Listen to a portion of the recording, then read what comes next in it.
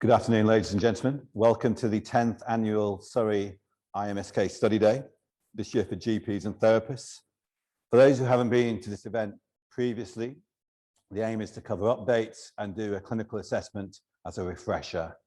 Obviously, this year it's a bit different. I'm going to try and cram the whole of the MSK system into a couple of hours with a focus on remote assessment, video assessment, and face-to-face assessments. We're going to focus on diagnostic safety netting, what things not to miss, and if we are lucky enough to examine our patients, then what key things you're going to be looking for. So we're going to start at the neck and go all the way to the foot and ankle, and hopefully everyone will run to time and the IT will work nicely. A bit of housekeeping. So there's a Q&A function, so please use that for questions related to the talks. If there's a problem with the IT or sound, then use the chat function. We're not expecting any fire alarms here, so that'll be good. We're based here at Prime Health today at Surrey Orthopaedic Clinic in Weybridge. If you have any specific questions during the talks, then please flag them. Regarding CPD, you'll all be emailed CPD certificates within 3 or 4 days. Giles, who'll be helping me with the questions. Where if you have any issues with your CPD, then please drop him an email. I'd like to thank all our speakers. I'd like to thank Georgie, who's one of the PAs at Surrey Orthopaedic Clinic, for being a volunteer, and Sherry, and Stuart and Giles from Össur, who kindly helped with the IT and the camera work today to allow us to give this information meeting. So we're going to start off with Mike O'Reilly. He's a good friend. He's the lead physio at Weybridge Physiotherapy. He's an upper quadrant specialist, and he's going to talk about the particular problems associated with the neck during the last 24 months, 12 months in particular with COVID, and the effects of working at home. So we'll switch to Mike now.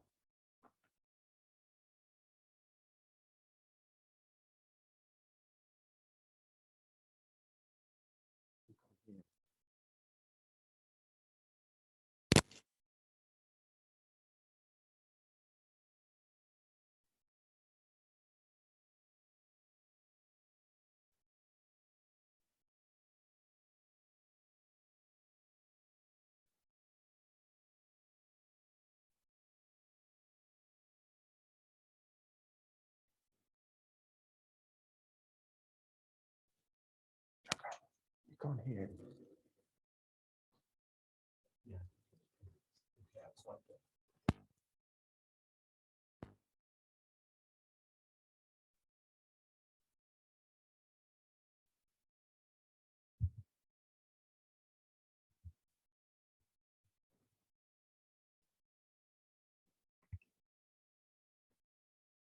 Okay.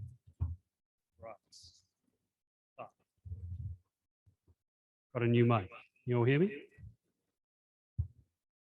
Okay, so we're going to be talking about reducing the risk in virtual consultations for head and neck assessments and for the primary GP appointment. So a bit about us. So we're a team of 13 physios, each with a different area of specialization. As Paul said, I specialize in upper quadrants and have done for sort of the last 15 years. During the first lockdown, we had a period where we were just doing video consultations and have been face-to-face since, but that put us in a position to understand what are the limitations of virtual or remote consultations. So, yeah. So the problem that we're all experiencing is that we've obviously had for over a year now had this sudden shift towards working in a home-based environment. So I'm sure you would have heard it before. It's not so much working from home, it's more living at work, in that there's now no boundaries, and that's leading to a whole bunch of different problems. And first of all, from a MSK point of view, we're seeing a big increase in pain in the upper quadrant, so neck, head, shoulder pain, etc. Headaches, dizziness and disorientation from cervicogenic dizziness type origins, and but because of the increased anxiety that we've all been experiencing, that when you throw that anxiety and depression on top of these other symptoms, then we are seeing a big increase in chronic pain. And it can then become increasingly difficult for GPs and those in the front line to try and tease apart what are the really important things that you want to know in those 5 minutes of your first consultation. So while we're seeing obviously an increase in the general things, in the general problems of neck, head, shoulder, etc., what is happening is that people are still presenting with serious underlying pathologies.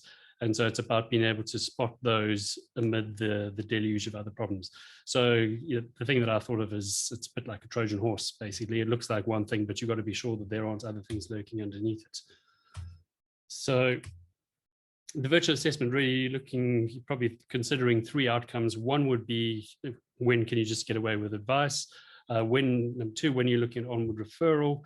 And number 3, when do you need to get that patient in to do a further assessment? Key questions that you want to be looking at, particularly in this post-lockdown or mid-lockdown world, is things like trying to get an understanding of, first of all, was there trauma involved? Increasingly, though, it's going to be these are insidious onset conditions. Another key question is, what's the rate of progression? If it's been a progressively developing problem, then it's more likely that it's going to be a postural strain related to ergonomics, etc. Then another quick question just about the environment. Are they working from home? Are they screen-based? What is their overall screen time like? And are they working from a proper workstation, or are they on the kitchen counter sitting on a bar stool for 10 hours of the day? So moving on to the area and nature of symptoms, what you want to quickly try and discern here is, does it all fit into a pattern? So, and broadly speaking, the pattern will be for the biomechanical related or the postural related problems, is that it's going to be a progressive worsening through the day and then a progressive worsening through the week. Probably gets a bit easier over the weekends when the screen time is less. But that's something that fits into that picture. You will then be thinking, okay, this is an accumulated strain type presentation. But also then quickly moving on to, do you have any peripheral changes in sensation? So dysesthesia, so pins, needles, numbness, and then obviously any notable weakness. Quite often weakness isn't necessarily picked up straight away by the patient. Headaches are increasingly common because of this postural strain inflammation age syndrome. But what you want to try and discern is, does the headache fit with the other symptoms or not? In that, does it fluctuate with the other symptoms, or is it a constant unremitting headache? Then also giving a quick question to, are there any facial symptoms? So pins, needles, and numbness in the face. But the aim is you're trying to determine, is there a clear pattern to how this condition is behaving? Very important here now, this is your conditions not to be missed. Obviously your central spinal lesions, again, because of the strain, the fact that we're spending up to 50% of our lives hunched over screens, you've got to be considering that is there the possibility of a central cord compression or the myelopathies. So you want to be making sure that you're asking about bilateral arm or leg symptoms. Do they feel like their balance is being disturbed? Are they in walking? Are they tripping over a leg or dragging a leg? All things that would point you towards a central compressive type picture. Temporal arteritis, another quick one. So localized pain to the temple, and any visual disturbances or that is obviously an important part of that presentation. Horner syndrome, really rare, but to be paid attention to if there is trauma. Come to Horner syndrome in a minute. Then onto your circulatory disturbances. Just back to that, particularly the bleeds. One that's close to my heart, because my dear sister, who's a GP, she had a subarachnoid hemorrhage, which was just taken to be a migraine initially. And so yes, any sudden onset headache, that's one you don't want to miss. So red flags, you've got your 5 Ds. Dizziness, important to discern the difference between a frank room spinning dizziness and just a disorientation. Obviously, they point in different directions. Double vision, slurred speed, trouble swallowing, and obviously any drop attacks or syncope. When it comes to a Horner syndrome, if there has been trauma like a whiplash or the like, looking out for the ptosis, the meiosis, and the anhidrosis. So if you are doing a video consultation, ask the patient to get the phone really close up to their eyes so you can look for discrepancies between pupil size, etc. And then your other quick ones of night pain or unexpected weight loss and gait disturbances. So which way to go? Based on what you're finding from what the overall presentation is in terms of how much time they're spending in front of screens. So if there's a lot of time in front of screens, bad ergonomics, bad movement patterns, then what you want to be doing is basically just telling the patients to get up and move, get the ergonomic input, which the employer should be giving them anyway. And a quick tip is set an alarm to break up their day. If you can just get them moving, a lot of these problems are then fairly well managed. When your symptoms are moderate intensity, progressively steadily worsening or plateaued, neck pain with any shoulder pain, headache, etc. And when your previous advice hasn't worked, then you ideally want to be referring them to face-to-face physio. Remote physio is of some benefit, but in the main, these patients really need to be seen in a face-to-face environment. And then when your symptoms are associated with any red flags, severe intractable headaches, not fitting into a clear pattern, peripheral symptoms getting worse, etc., then you want to be considering an early on referral to neurology, vascular, spinal, orthopedic, or neurosurgical opinion. So basically, even video consults deny you a whole bunch of important information. So perhaps just go a little bit longer on your questioning, because there's the subtle things that you would pick up without even thinking about it, which would direct the rest of your examination. When you don't have that, make sure you spend the extra bit of time asking those questions to be sure that you're excluding the serious pathologies, because basically, we can't see it all, and it's often not what we think it is. And we want to make sure we don't miss that. So thank you for your attention. Thank you for staying, or for sitting and staying. And before we get on to any questions, we're just going to go to a quick assessment. So presuming you've decided to bring the patient in, we're going to go through a quick neuro exam.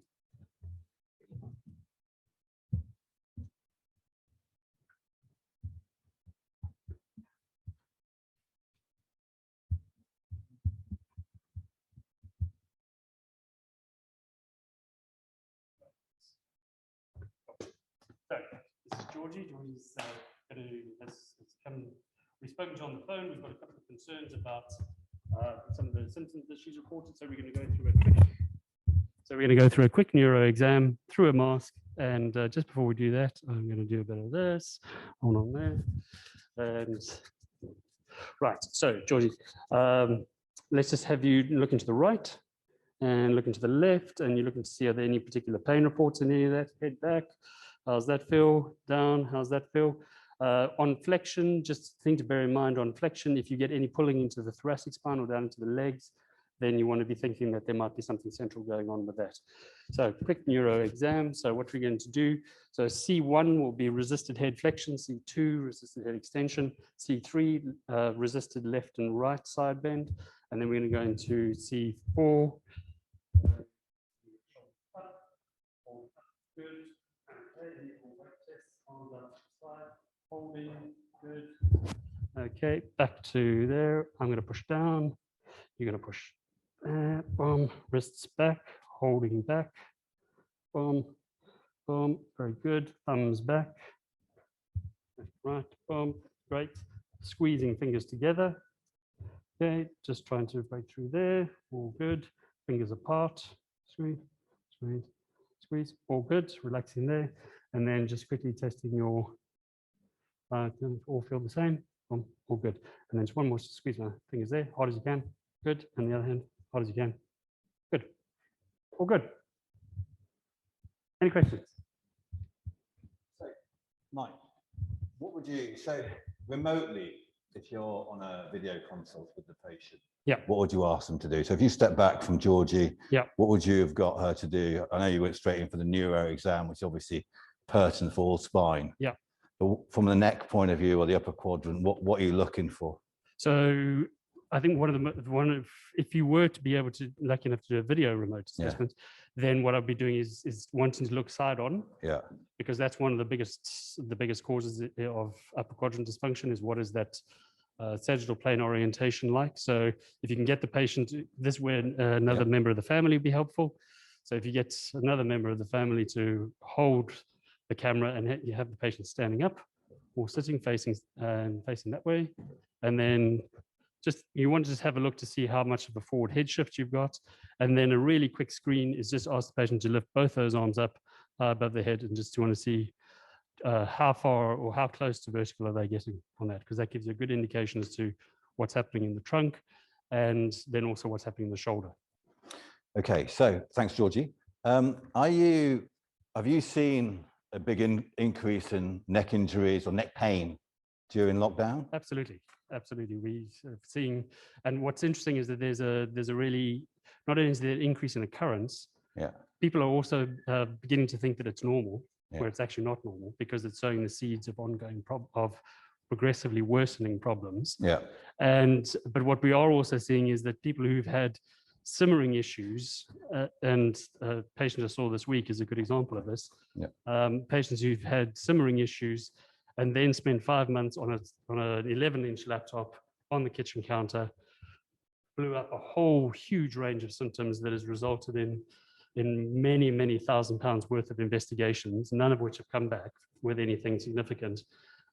But so fundamentally, the patient has basically she's had everything teed up for this sort of problem. 5 months in front of the laptop, has thrown a match in, and now we're dealing with a very complex chronic pain picture that is going to take a little while to settle down.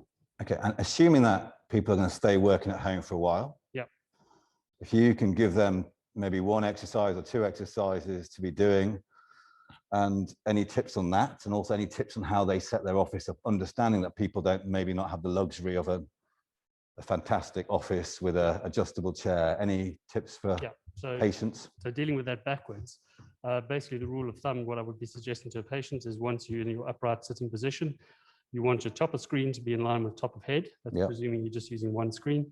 And then in terms of distance for the screen, in your correct sitting position, not in your slumped forwards position, you want the screen to be between wrist and knuckles away.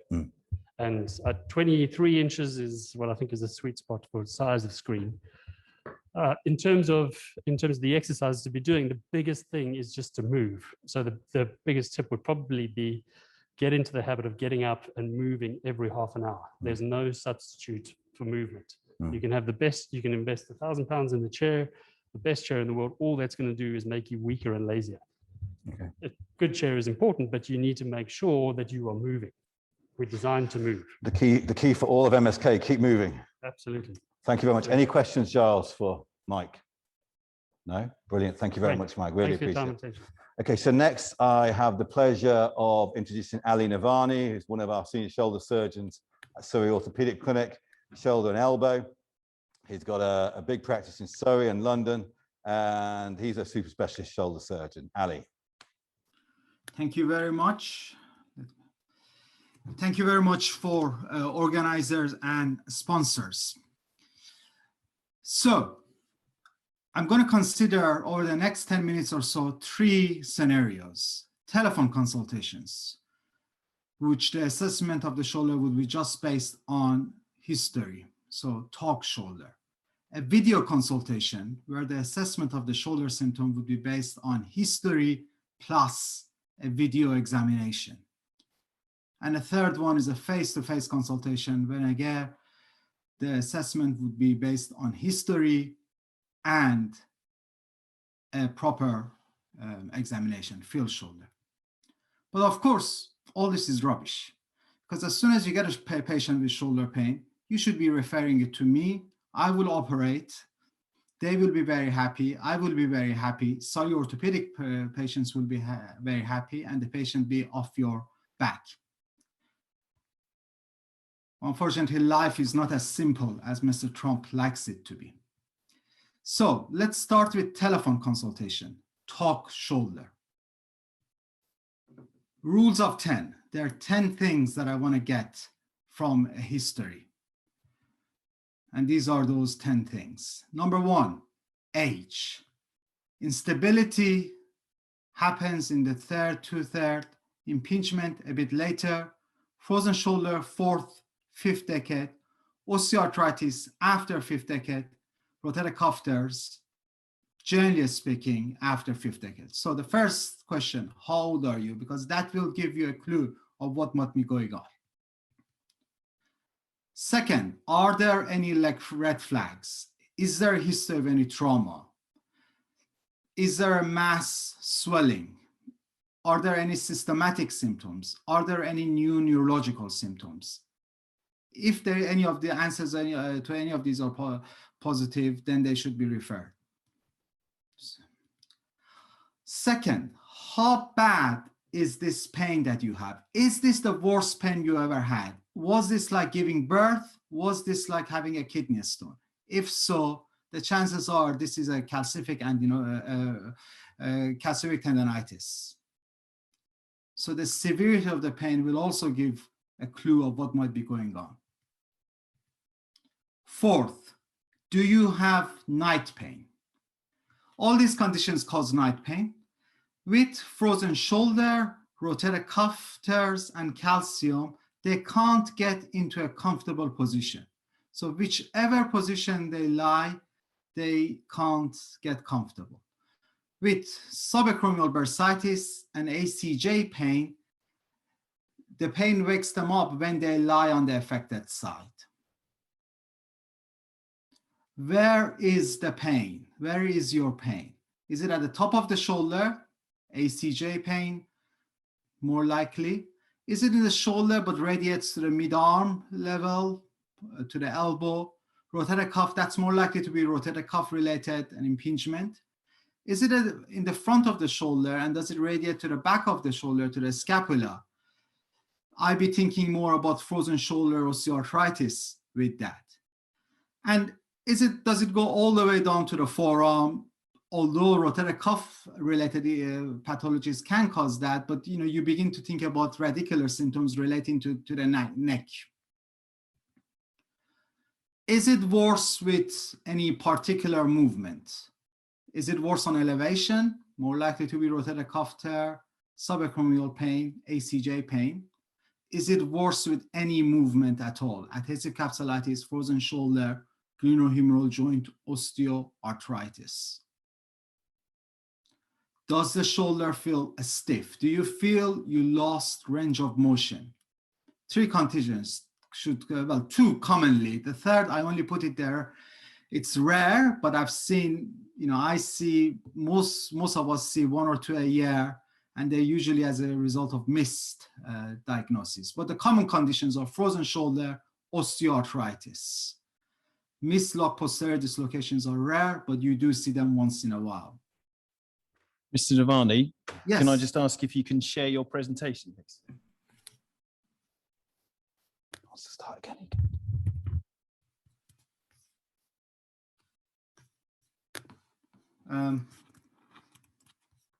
So if you're just clicking on share screen, and you should be able to then share your presentation from there. Yeah. Okay, so should I start again then? Yes. Can you see that? It's just arriving now. Thank you. So should I begin from the start then? If that's okay. Okay, three different scenarios: telephone, video consultation, and face-to-face consultation. You should be referring them all. I operate them on them. They will all be happy and life would be simple. It doesn't work like that. So telephone consultation, talk shoulder, rule of 10. First, how old are they? Instability in the second, third, impingement later on, frozen shoulder, fourth, fifth, osteoarthritis after the fifth decade, rotator cuff after that. Are there any red flag signs? Is there a history of acute trauma? Is there mass swelling? Is there redness, fever? Do they have any systematic symptoms? Are there any acute neurological symptoms? These should be referred acutely. How bad is this pain? Is it severe pain? If it is, calcific tendinopathy. Think calcific tendonitis. Do you get pain at night? All these conditions cause pain at night.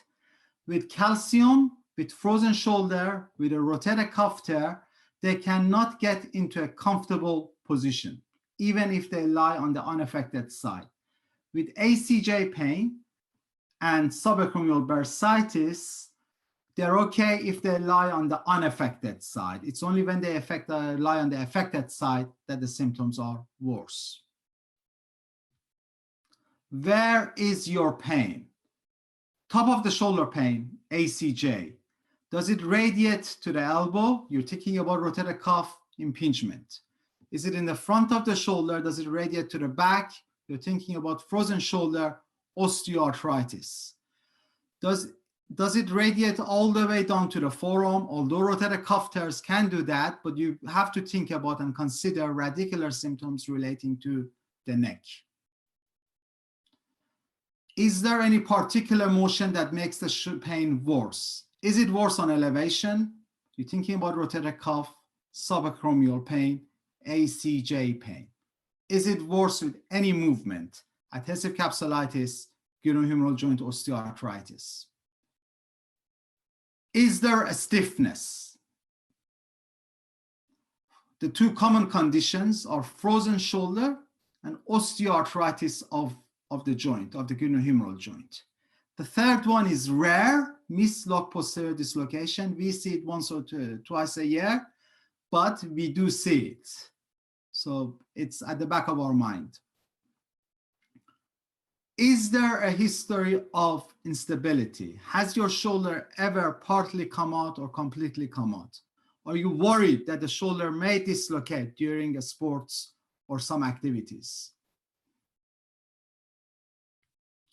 Do you feel you lost strength in your shoulder? If so, you begin to think about rotator cuff tears, neurological issues, neck issues, but loss of strength may also be pain related.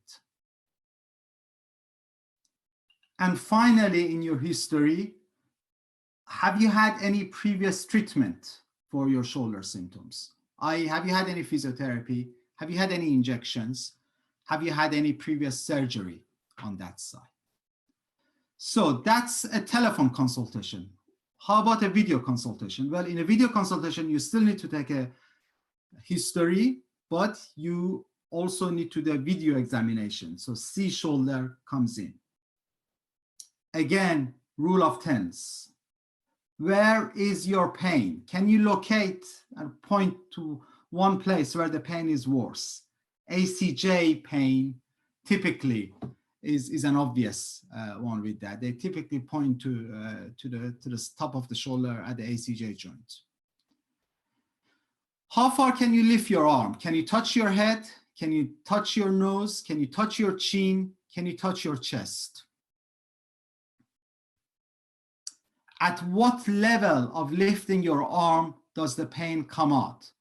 Is it at the mid-arc level? That goes with more with the subacromial pain. Is it at the end of the arc that brings the pain? And that's more ACJ pain. Get them to do external rotation. Get them passively to do an external rotation. Again, the three conditions that will limit that are frozen shoulder, osteoarthritis, and again, rarely mislock posterior dislocation.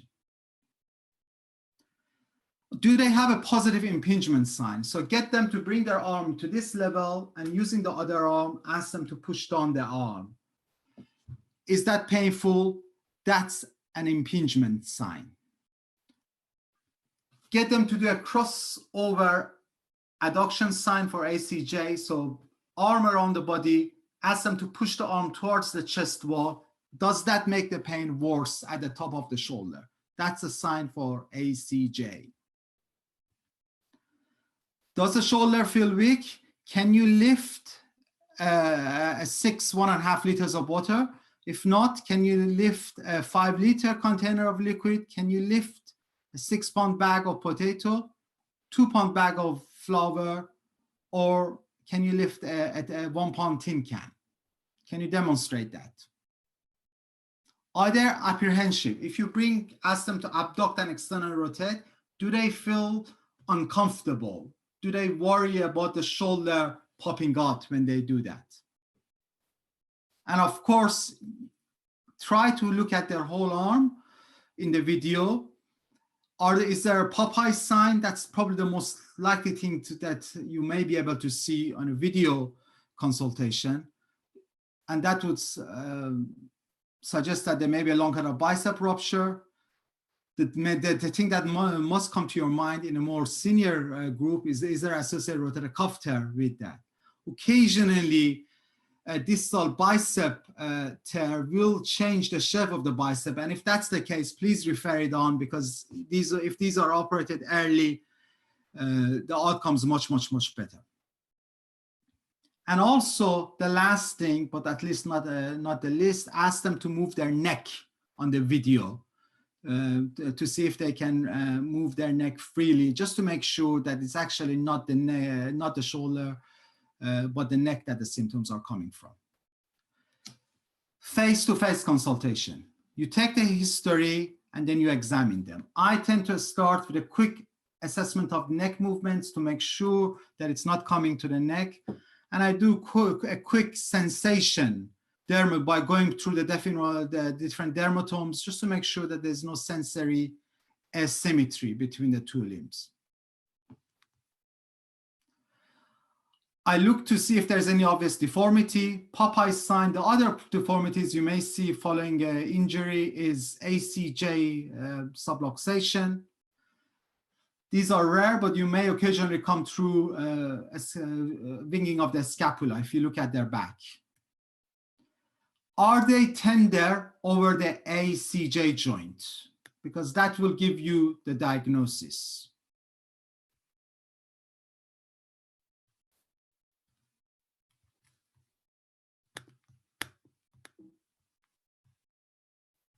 I've lost my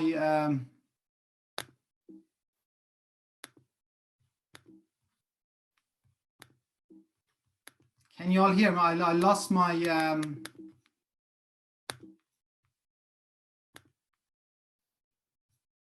So if you just share it again and just go on to advance to the next slide, it should fix it. it's a question mark with an eye on it.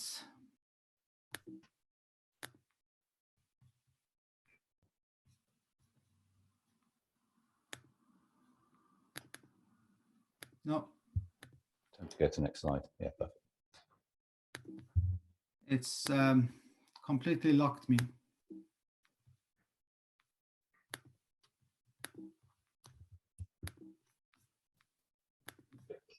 What I'm going to do is I'm going to close the presentation and see if I can start it again. No, I have this eye thing again. Click OK in the bottom right-hand corner of that box.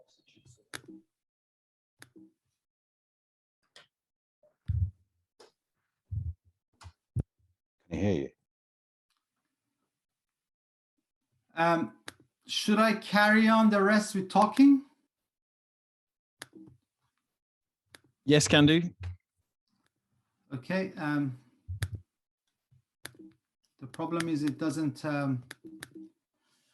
leave me. It doesn't even let me look at my PowerPoint. I believe there is an OK box in the bottom of that window. So if you click on that, that should close down the exclamation. It says micro. Okay, hang on a minute.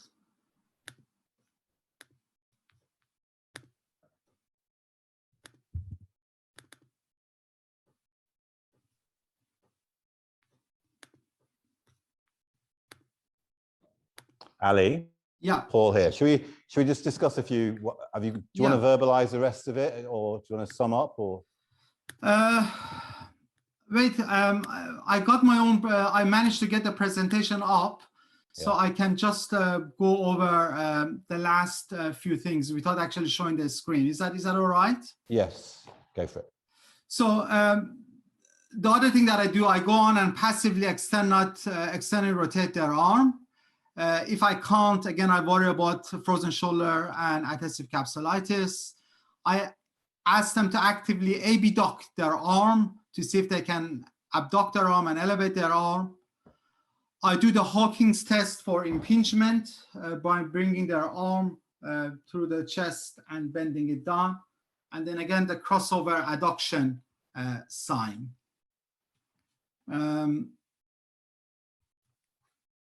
Yeah, and then I was going to talk to you about the latest guidelines, which I can't share the screen with. So, Paul, if you got any questions, I apologize for that. It's okay, Ali. One of the questions that came up was, how do you distinguish early frozen shoulder from a cuff tear? I think the difficult thing is distinguishing. It's a very good question. Distinguishing early frozen shoulder from bursitis, subacromial bursitis, and that's very difficult because in the early phase, before they've gone into frozen, the symptoms are very, very similar, and it becomes very, very difficult. Soft tissue imaging will help. Obviously, to exclude a tear. It may show a subacromial bursitis, but I think at that stage, at an earlier stage, a subacromial injection will help both condition in that early stage. Okay. So that's what I would do. Okay, and I don't know whether you touched on this. Are you seeing any different injuries at the moment, having locked down for a year? Yeah, I've seen, thinking about this, Paul, I've seen a lot more adhesive capsulitis, frozen shoulders that I've had in the previous year.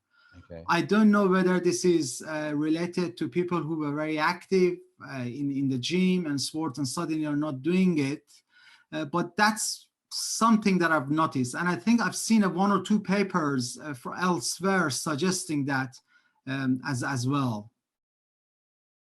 Okay, and then is there a key, which patients do you want to touch in terms of hands-on assessment?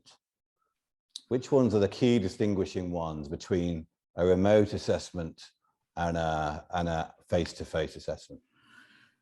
Listen, I think from a practice, from a primary practice point of view, if you feel that a patient needs to be referred, and if by trying to arrange a face-to-face consultation, you are going to delay that referral, then I think it's important just to go with a telephone consultation, because that you shouldn't, if you feel that a patient needs to be referred, then you shouldn't delay that referral if you can.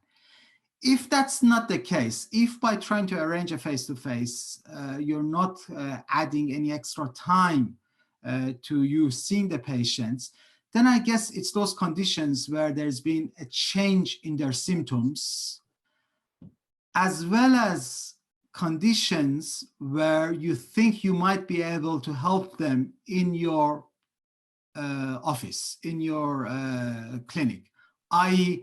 calcific tendinopathy, they're in agony, and a subacromial injection will help them. Okay.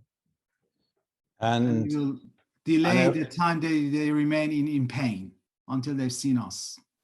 And who should be giving that injection? Are you happy for the GPs to give that injection? Subacromial space is a good, it's a big space, and I'd be very happy with GPs who are happy to do that, to give the injection. ACJ is different. Now, of course, those patients with calcific tendinopathy that come towards to me, they've had the symptoms for a while, and I tend to know, because I have quick access to barbotage treatment and injection. Barbotage, I think it's slightly more effective because with needling of the calcium, they try to let the calcium out as well during ultrasound. But I have quick access to those. If the patient's in agony and I don't have a quick access, a subacromial injection will help the patient tremendously, and you will get Christmas presents for the rest of your life from them. Okay, we just had a flurry of new questions. So if we can go through these pretty quickly if we can. Yeah. What do you think about injection therapy in primary practice or generally in the current climate with COVID? I think, if you are happy giving the injection and if you have the training, that's fine. That's fine. I think the ACJ injections still it is more accurate with ultrasound guidance. I think more the question with reference to COVID. COVID related. Yeah, initially, there was a worry and we stopped giving the injections, but we carried on. I think we still have to tell the patients that, there is a risk that the COVID may be more severe or they may be likely to get more COVID, a theoretical risk.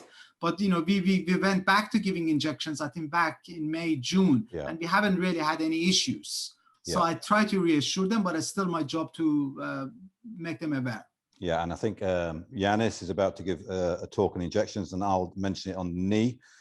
Do you believe a steroid injection is helpful in later frozen shoulder? No, I feel that hydrodilatation and steroids combined is a lot more effective once the shoulder becomes frozen. And then... And that should be probably ultrasound guided. Okay, and then something else. And that needs to be followed up by physiotherapy. Okay, yeah, perfect. Secondary calcific frozen shoulder, barbotage or glenohumeral joint injection? Calcific. Secondary calcific frozen shoulder. Will you go for barbotage or glenohumeral joint injection? If they got calcium in the subacromial space, I will go to barbotage. You don't usually, don't get them together. It's rare to get them together, but if they got calcium, I tend to go to barbotage first. And then final question, two quick questions. Elderly person with dementia, virtual consultations challenging, agreed, and what would you do? Again, I think that those groups will be more likely, again, to benefit from a face-to-face, because I've been in that position where, telephone consultations have been extremely difficult. Video consultation is even more difficult. And I think those probably are a group who will benefit. If that doesn't delay you referring them, if you feel that they need to be referred. Okay, and then posterior subluxations, dislocations, why are they missed? I know the answer to this one, but you tell us. Because they don't present in the same, posterior lock dislocation, because they come to A&E, they get X-ray views that are not probably adequate, and they've been told that there's no bony injuries. You have to get a specific views to see them obvious, to see them clearly.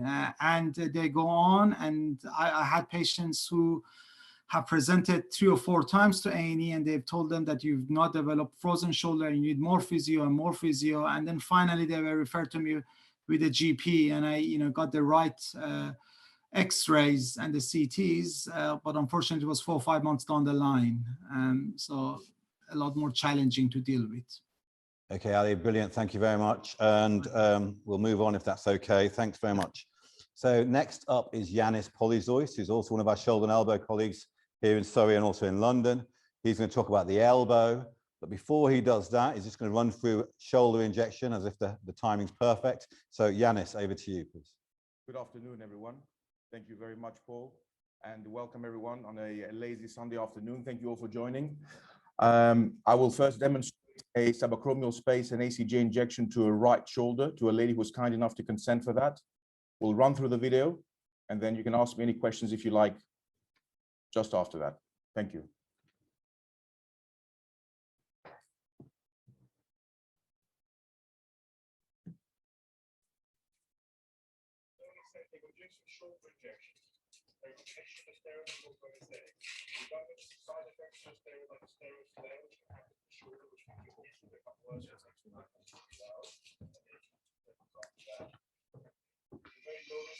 Talk through it, they can't hear it. Talk through it. Talk through it. So I'm explaining to the patient here the risks behind the steroid injections, the most common of which is a steroid flare, which means the pain can become worse the next 24, 48 hours before it settles. There's a very small risk of introducing infection to the joint, a risk of discoloration or pigmentation of the skin. And of course, during the COVID era, we have to talk about COVID-related risk, i.e. having a risk of catching the coronavirus or the immune system being lowered during the next few days, which is, like my previous colleague said, is purely theoretical. It has not been proven, therefore we're carrying on doing these injections. So now we're cleaning the shoulder, okay? We have the patient appropriately positioned, if you like. The first injection we're doing here, this is in the subacromial space, okay? So I'm feeling with my thumb the posterolateral border of the acromion, just that corner there, okay? And then I go 2 centimeters inferior to that and 1 to 2 centimeters medial in the soft spot of the shoulder, okay? So I mark the soft spot of the shoulder, okay?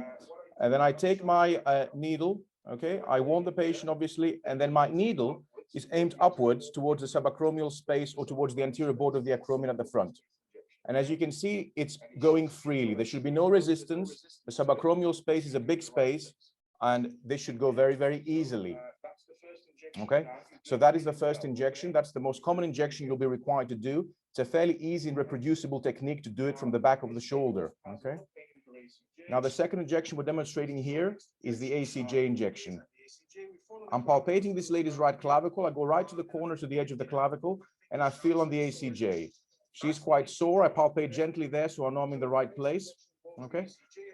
I have my injection and my needle ready there. And after warning the patient, I inject directly down to the ACJ, slightly in an oblique fashion.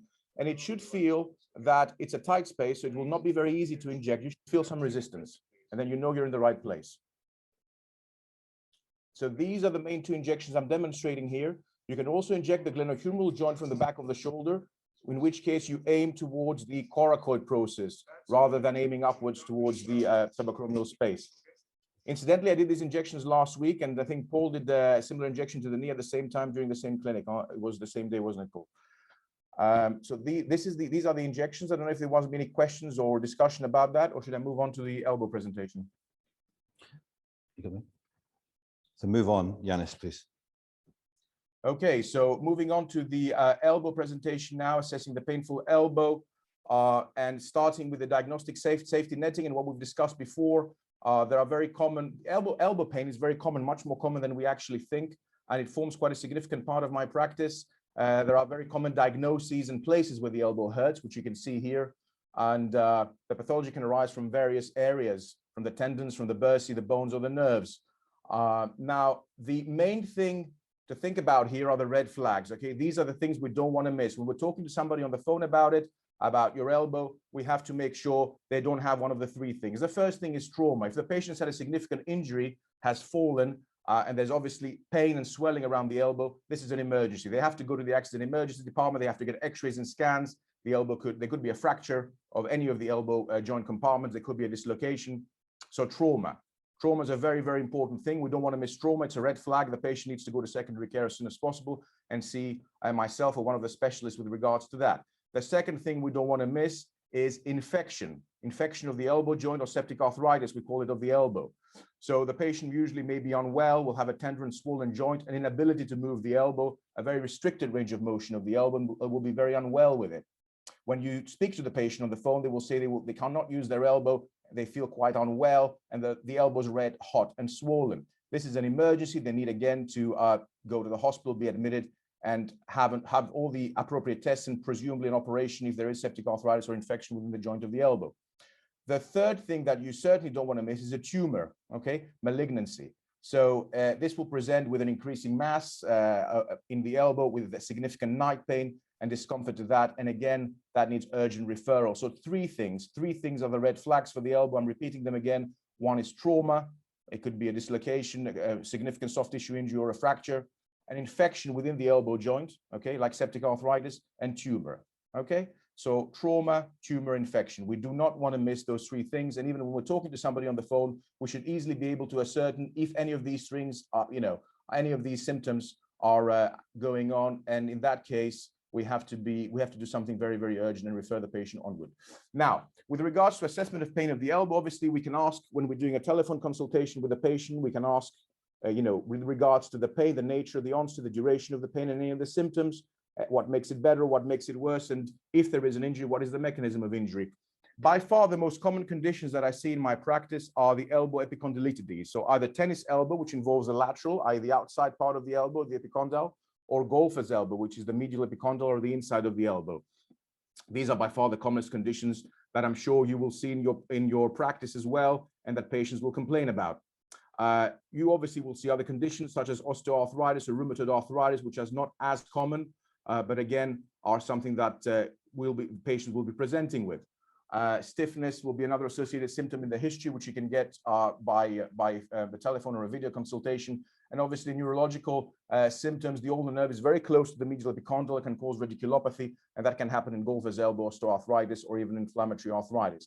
It is very, very important not to forget referred pain when we're talking about elbow pain, which can be referred from the neck, the cervical spine, or the shoulder. Okay, so moving on to the examination, I would like to demonstrate that live because I feel it's a lot better. And obviously we know the different steps: look, feel, and move. And we're going to talk about the elbow. And I'm going to go around here and examine our Georgie, putting a mask on.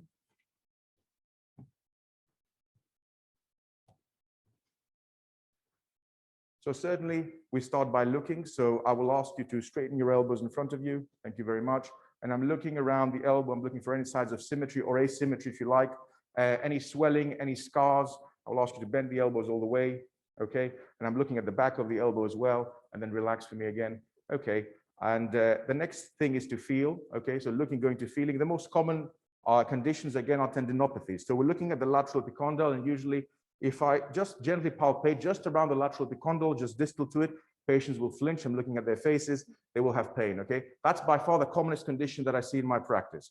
Conversely, we also have golfer's elbows on the medial epicondyle. There can be tenderness just around the medial epicondyle or just distal to it. While I'm there, I can also palpate the ulnar nerve, which is just behind the groove, and ask for any associated neurological symptoms to the ring or little fingers. Moving to the front, we have the biceps tenderness. It attaches down at the front of the cubital fossa down here, and sometimes I palpate for tenderness around there, or sometimes around the back if we're talking about triceps tendonitis or any calcification around here. Now, these are the main things. We also have our bursa here on the olecranon, so olecranon bursitis. If you suddenly see a golf ball type sac, that's definitely the case. Okay, that's very, very common. Olecranon bursitis in people who have gout, inflammatory arthritis, or any other conditions, or who kneel down and use their hands a lot, like manual workers and laborers. So this is quite important. Examination involves movements of the elbow. So again, we look, feel, move. We're moving here. We see a bit of hyperextension, which is normal, increased carrying angle in a lady like Georgie, which is completely normal. The movement's good, full movement here. And a pronation, supination, which has the rotatory movements of the elbow. We can examine for strength of the muscles and the tendons around the elbow, regarding the condition that we see here. And it's very, very appropriate to examine the hand and wrist, to have a look at the shoulder, make sure the pain is not referred from there, and also to examine the neck. Okay, so these are the important things. You do not want to miss any of those. Thank you. So Ali, Yanis, sorry. So one of the questions is just on the injection. It's a tricky question, actually, so I'll let you go first. That's good. Before you ask. I like tricky questions. What's your advice regarding timings between vaccine and steroid injections? Okay, well, it is a tricky question. As far as I know, I do not tell patients to postpone their steroid injection because of the vaccine. So in actual fact, if they plan to have their vaccine the next few days or just have had their vaccine, I probably will leave it for maybe 3 to 4 days to see whether there's any side effects from the vaccine before moving on and doing a steroid injection. But I will definitely do it after that. Would you? Yes. But would you see, for me, and look, I think it's fair we can have a discussion on this because there's no evidence, because the vaccine is relatively new, as we all know. But the preference should be the vaccine over the steroid injection. Or if I have to differentiate, yes, I would go for the vaccine. Yeah, the vaccine trumps everything at the moment, including surgery. Yes. Elective surgery. Yes. So the vaccine should come first, and then everything should come after. There's some weak evidence to say we should wait 3 weeks between the vaccine and the CSI.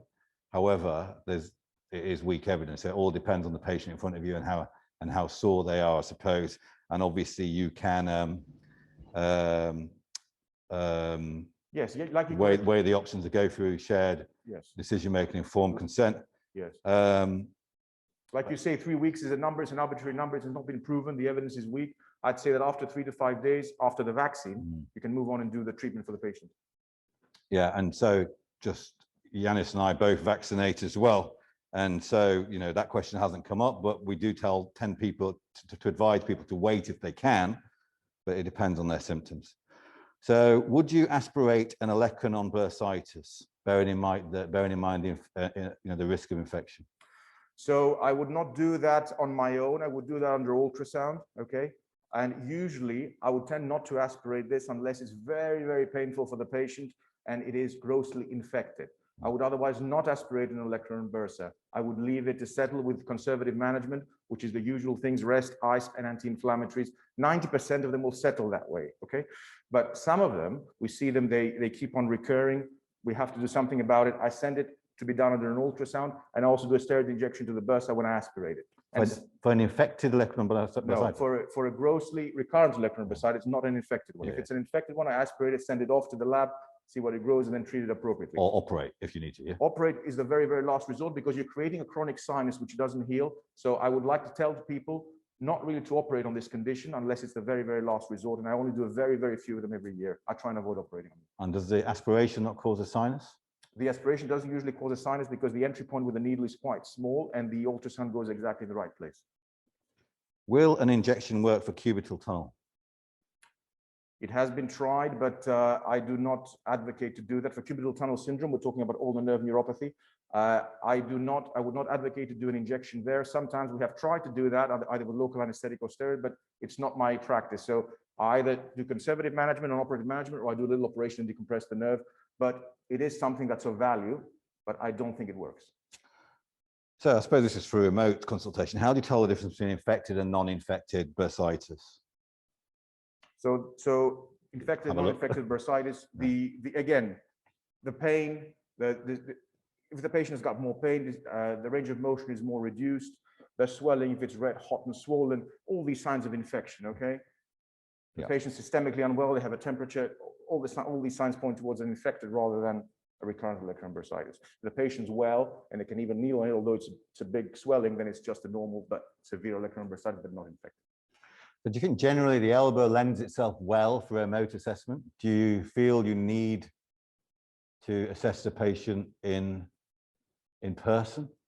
I think that for most of the conditions, it lends itself well because on video consultations, by them pointing to where the elbow hurts, we usually have an idea of what's going on. And as I said before, tennis elbow and golfer's elbow are the more commonest conditions that we see. Therefore, we know how to treat them initially. We know what to tell the patients what to do initially. However, if that doesn't settle and non-operative treatment doesn't work, then they come and see us and we have other options like PRP injections and things that we do here. So I'm going to just be a bit controversial because you know I am when it comes to stem cells. The PRP, does it work? So PRP works. So PRP is, we call it a black box because all the PRP preparations are different. Everyone's concentration of platelets in the blood is different, but PRP does work. And in my anecdotal experience, it works to about 65 to 70% of the patients. Okay. So the answer is yes, it does work. And to the answer David Stanley's asked, and I'm sure he knows the answer to this question, I assume you try to avoid steroid injections in golfers and tennis elbow. Yes. So steroid injections, they used to be done initially years and years ago. People did them, GPs did them, a lot of people did them, but we found now that long term, they cause more harm than good. So they're more harmful than good. So I do not do steroid injections for elbow tendinopathies. Okay, so we might need Georgie back for one. Can you demonstrate physical exam of compressive neuropathy at the elbow? Yes. So we'll just give us 1 second. We'll get Georgie back and have a seat. So there's a couple of tests that we do. Thanks, Georgie. So again, I'm using her right elbow here. The ulnar nerve, I palpated behind the epicondyle here by doing what's called Tinel's test. So by tapping gently around the epicondyle and just around the ulnar nerve. If the condition is severe, then people should have shooting pains and numbness around the area innervated by the ulnar nerve, which is the little finger and the ulnar side of the ring finger. That's Tinel's test. The compression, another compression is to ask you to maximally flex the elbow and hold it there for about a minute or two, okay? So in maximal flexion, by holding there for a minute or two, if she starts feeling again, pins and needles, what we call paresthesia, the ring and little fingers, that's another element that's a problem, okay? So these are the two tests that I do. Tinel's test is quite specific for that. Brilliant. Thank you. I think that's it. Thank you both. Thanks, George. So Thanks, Georgie. next up, we have Tanya Sarkel, who is a hand and wrist surgeon at St. Peter's and at Surrey Orthopaedic Clinic. She's also a surgical tutor at Ashton and St. Peter's Hospital. And more recently, she's become the training program director for Kent, Surrey and Sussex for our registrars. So Tanya is a true expert in hand and wrist. Tanya, over to you, please. Thank you very much, and welcome to everybody. It's so lovely to have such a large audience when we're in such peculiar times. What I'm going to talk about today is hand and wrist conditions. Now, let me see if I can do this.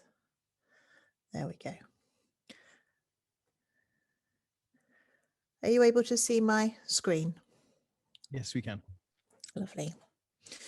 So this has been a weird and bizarre year. This is the time then suddenly we were forced to go virtual, and this has meant we've had to adapt a lot of the things that we were doing. And who knew that my everyday surgical workwear would become my everyday workwear all the time. We've also had to move to telephone consultations and remote consultations, and this is all really quite a novelty, and we've had to adapt on how we do things. So this leaves us exposed a little bit, I think, to making mistakes. So what I've learned over the last 12 months is to how to try and pay attention and really listen to all the cues we can possibly get when we don't have the person sitting in front of us. In a consultation, the cues that we get from just looking at the patient are enormous and saves us having to ask a lot of questions. So we've already made a lot of decisions and assumptions based on age, based on the habitus of the patient, what they look like, and the story that they tell us. And we've already started to filter things through, and we may have investigations at our fingertips. So a face-to-face consultation undoubtedly goes a lot quicker than one on the telephone. So really, we really have to listen to the history. And critically, for diagnostic safety netting for hand and wrist injuries, it's whether this was a traumatic starting point or whether it was a wear and tear starting point. So this is where my questions first go. In the younger group, which is where the injuries might occur, it may not be a memorable event. It may not have been something that ended them up in hospital. And particularly with the wrist, it may have been something that they could brush off in a couple of weeks as the initial discomfort settled and found they could get back to normal. And what that means is that when you ask them, so when did the problem start? It may be quite difficult to actually identify an event. So I tend to ask the questions repeatedly in different directions. For example, when did your wrist or your hand last feel completely normal? And then we'll see if we can unpick it back from that. It's been quite eye-opening to me to see that sometimes trivial injuries such as slamming a door or tripping over at low energy can result in quite significant problems inside the wrist that don't necessarily mean a fracture. So that question, when did your hand or wrist last feel completely normal, is one that I found very useful as a starting point to open the rest of the conversation. I'm sorry I couldn't find a Lego image to describe Dupuytren's, but there is absolutely no way I can understand Dupuytren's without seeing it. And so this group of patients, if they've highlighted when they're making the appointment that this is that it is deformity in the hand or a lump in the hand that they're struggling with, then there's nothing I can do. It has to be a face-to-face, and we'll keep that as COVID secure as possible. I've tried several times to have that conversation describing knuckles, the big knuckle, the middle knuckle, the little knuckle. But actually it's almost impossible and can be tremendously confusing. So I've given up, and those patients are the ones that I need to see. straight away. So I'm just going to stop there for a second, because once we've had the telephone conversation, which is, I have to say, most of my age group of patients, they're really comfortable with that. They like the telephone. It's not high tech. I can almost envisage them making a cup of tea and getting a biscuit to sit down for quite a long conversation sometimes. But if you do have the opportunity to have a video consultation, and if you are thinking that trauma is part of the history, but you haven't unpicked it yet, there are a few things that you can do. So the quickest and easiest way, and I'm sure I'm teaching you to suck eggs here, is rock, paper, scissors, because that immediately gives you range of movement and tells you quite quickly if tendons are working and if joints are moving. So rock, paper, scissors, and for the last bit, okay. And that's tested all the motor nerves of the hand very quickly, and it's shown you if your flexor and extensors are working. So median nerve, radial nerve, ulnar nerve, anterior interosseous nerve. And I've shown you very quickly that all my tendons are working in the right order and comfortably. The next thing you can ask them to do is poke bits of the hand. And this is where, thank goodness, the hand is so helpful, because you can move it into the camera view and that becomes easy to see. So if they're not able to identify where the global discomfort is, then I ask them to poke in a couple of different areas. So the first place to poke is the anatomical snuff box. So I ask them, run your finger down the thumb and just in the dent, press hard. Does that hurt? Now that's not discriminatory. It tells you that there's a pain source there at the base of the thumb, but that in my head tells me, right, my next step is an X-ray. I'm either excluding a fracture for injury or I'm excluding osteoarthritis. So that's nice and quick. Point there. The next thing I ask them to do is namaste. Hands together and push as hard as you can. And what I'm trying to get them to do is move the radiolunate joint and also the capitolunate joint to get as flat as possible and put weight through the scapholunate joint. And if they can't do it or it's painful, then that gives me a clue that the next thing I'll probably need to do is an MRI scan. The last thing I get them to do is poke on this side of the wrist. So absolutely on the side of the wrist where there's a dent, and move your wrist towards it. And if that's uncomfortable or painful, then I'm immediately thinking there may be a tear in the cartilage on that side of the wrist. And that's quite sensitive for that and any extra fluid in that. So that's my baseline discriminator. I'm going to go back to share my screen just for a second there. Okay.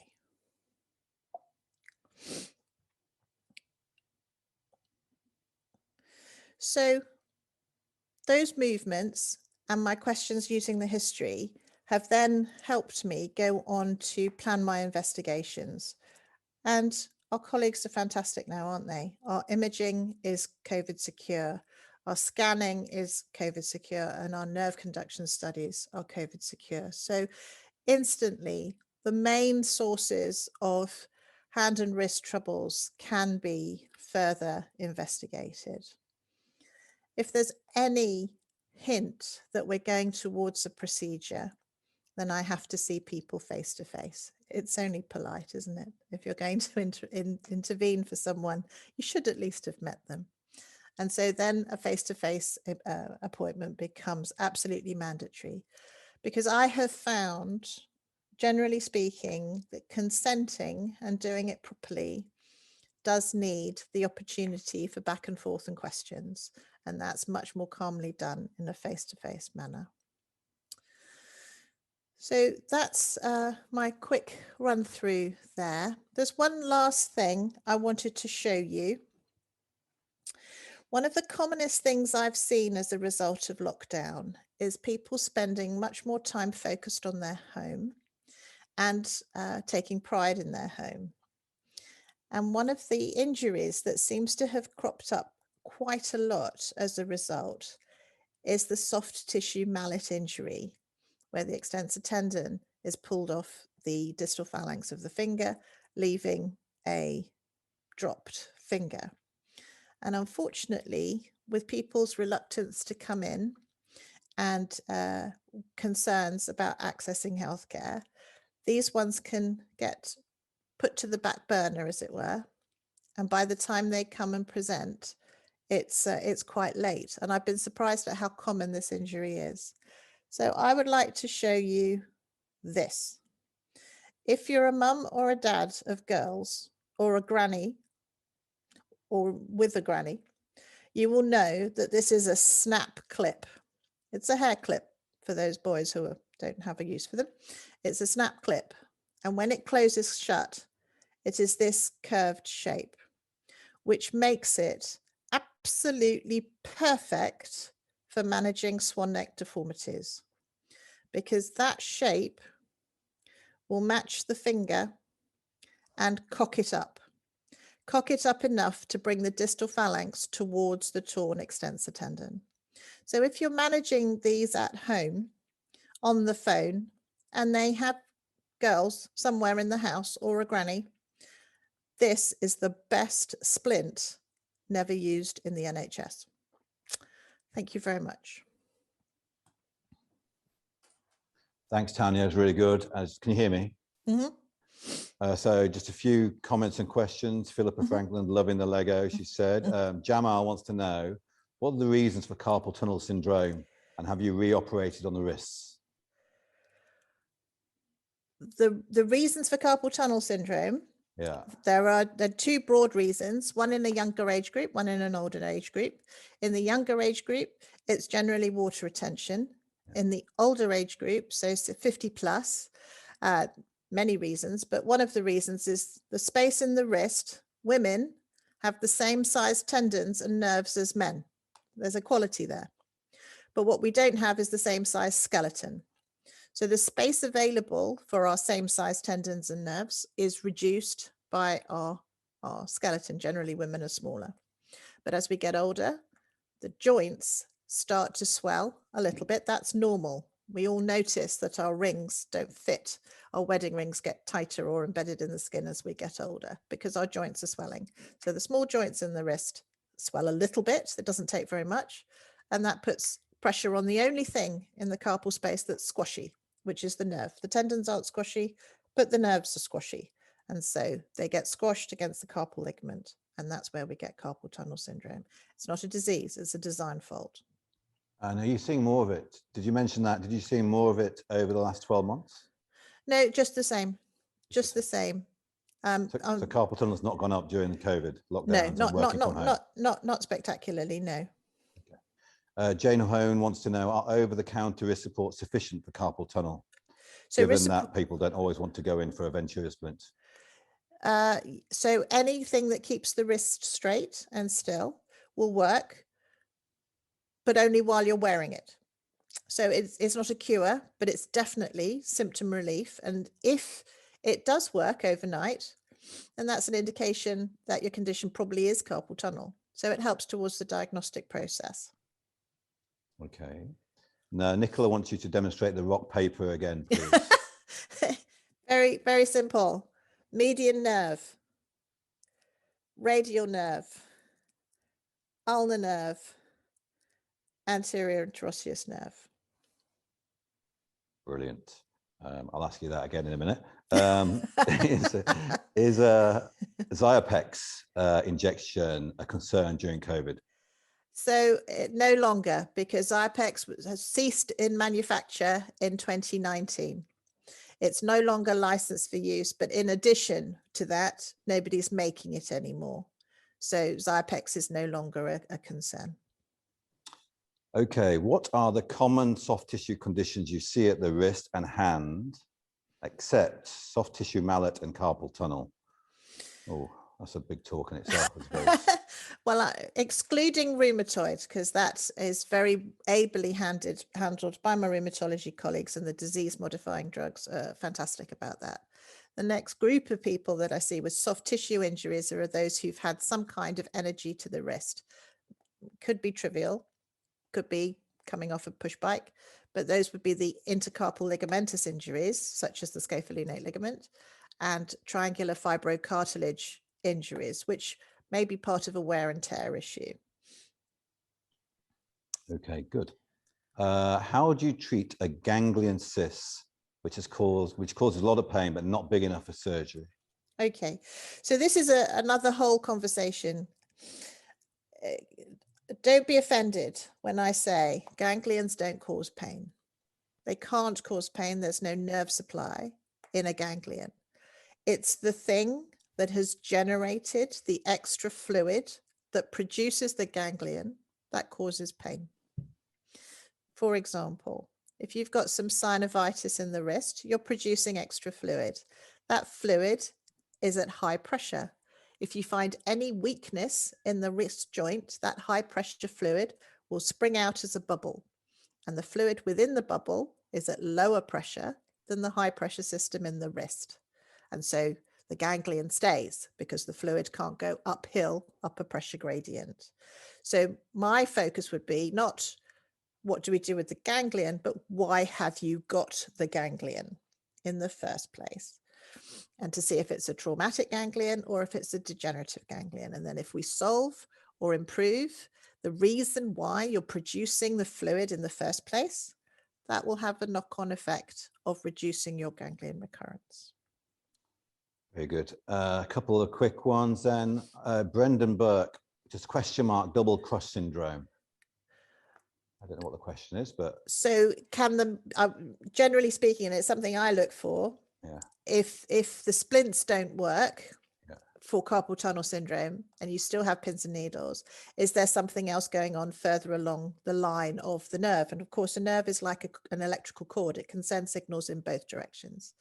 So yes, when nerve conduction studies seem disproportionately feeble in comparison with the symptoms people are describing, I will go chase upstream and see if the problem is elsewhere, because the symptoms are the key, but they can be pins and needles in a C6 distribution because you've trapped the nerve in the neck, or pins and needles in the same distribution, median nerve, lower down in the wrist. So yes, it's not always as simple as the nerve in one spot being injured. That's quite correct. Okay, so Claire Wood, great presentation. Are there any reliable tests? I think the key is the word reliable for carpal tunnel. So if it walks like a duck and it talks like a duck, it's very probably a duck. There are lots of things that go together, but and essentially it's a clinical diagnosis. The key thing for me is what the patient's telling me. So if the patient is telling me, this is waking me up from sleep at night, that's my first big flashing light. That's the one. Waking up at night. There's few things that do that. And then it's the fat fingers, the feeling of fingers as sausages, the feeling that the tips are not as dexterous. You're not able to pick up coins like you were able to before.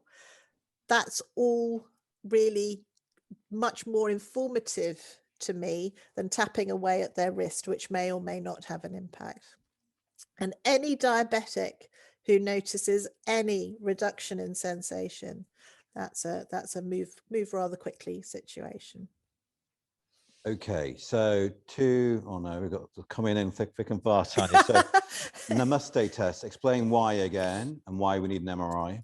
Okay, so I sadly don't have a hand skeleton for you, but when I'm pressing down like that, I am pushing my radius into the back of my scapholunate joint. And if my scapholunate joint is tight, I can push down and nothing will happen here. But if my scapholunate is injured or there's a partial sprain and I push down axially with my radius, this is going to do this. And if you're pushing against something that's wobbly, it will hurt and you won't be able to do it as easily. So we were absolutely never designed to put weight through our wrist like this. And all those poor people doing press ups like that, I do shake my head. We were designed to do it like that. The gorillas walk like that. Gorillas actually walk like that, but it's a straight line, radius into the back of the lunate. That is the power axis of the wrist. So doing that is going to push it just on that 5mm ligament. So if there's any lack of integrity in that 5mm ligament, and you've put your body weight plus gravity through that, or when you're doing that, the power of your upper limbs through that, it's going to hurt because it's going to gap. Okay, brilliant, thanks. Sunia Mayer wants to know, would you inject the Quer veins in a breastfeeding mom? Yes, but she's more likely to have de Quer veins when that baby's born, round about the 6-month mark, when they're not mobile, but they're heavy. Okay, so quite a niche question. And then Shazia wants to know, a lot of elderly have very sore thumbs and base of thumbs. Yes. She thinks it's OA. Yes. Is there any helpful conservative treatments Yes. other than reduction in activity, paracetamol, or gentle massage? So it's not a reduction in activity, Shazia. It's an adaptation. I hate to think people stop doing the things that they love and enjoy, but you just have to be canny about it. So the things that are going to aggravate basal thumb arthritis are repetitive pinch and repetitive squeeze grip. So what would be the solution to that? To make things fatter and bulkier so that you're not squeezing down so hard. If you've got a hobby that's tapestry or sewing or this repetitive pinch grip, I've actually got my sister some needle holders now, so she can do it without pinching. But it's breaking up that activity into small chunks, doing something completely different in between. So it is looking at that activity, analyzing what it is that's giving you the problem with pinch and the problem with squeeze grip, and reducing it or adapting it to make life easier. And I cannot say highly enough, the Versus Arthritis website can be a really useful resource for people to go research that. Lots of patient experience on what they've tried and what's worked for them. Okay, one final question. Oh no. Okay, I'm gonna diabetic patients and tingling. Yes. Is the concern a neuropathy or because the outcomes are worse? Both. Okay. Both. So the nerve fades very quickly in diabetes. So it is definitely worth moving very quickly on those people. Name the website again for OA hands. Versus Arthritis is the charity. It used to be called the Arthritis Research Council, and now it's called Versus Arthritis. Okay. 30-year-old active female, AVN lunate. What's the best treatment? Oh, that's not a snap answer. That's a face-to-face consultation. And that's a big discussion. Yes, that's the surgery likely in a 30-year-old. Surgery possible, depends on what the x-ray looks like. It may be there's the timing of that. There's a very small window. There's a very small window. So refer urgently. I would refer urgently. Yes, that needs some imaging and then some thought. Okay, Tanya, brilliant. Thank you very much. Lots of positive comments. Thank you very much. Have a good evening.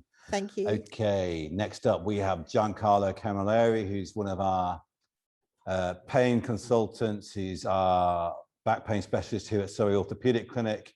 He's going to talk to you about the remote and rapid assessment of the spine. Giancarlo.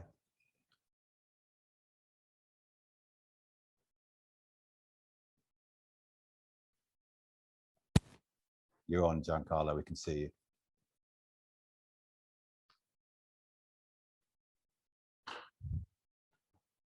Okay, all right, sorry about that. Good afternoon, everybody. So my name is Giancarlo Camilleri. I'm one of the consultants in chronic pain medicine. My specialist interest is spine medicine, which is why I'm talking to you today. Essentially, when thinking about what to do on this topic today, what I was trying to envisage is what it's like to be a GP and having 6 or 7 minutes to do an assessment of a patient to try and work out when do I need to worry.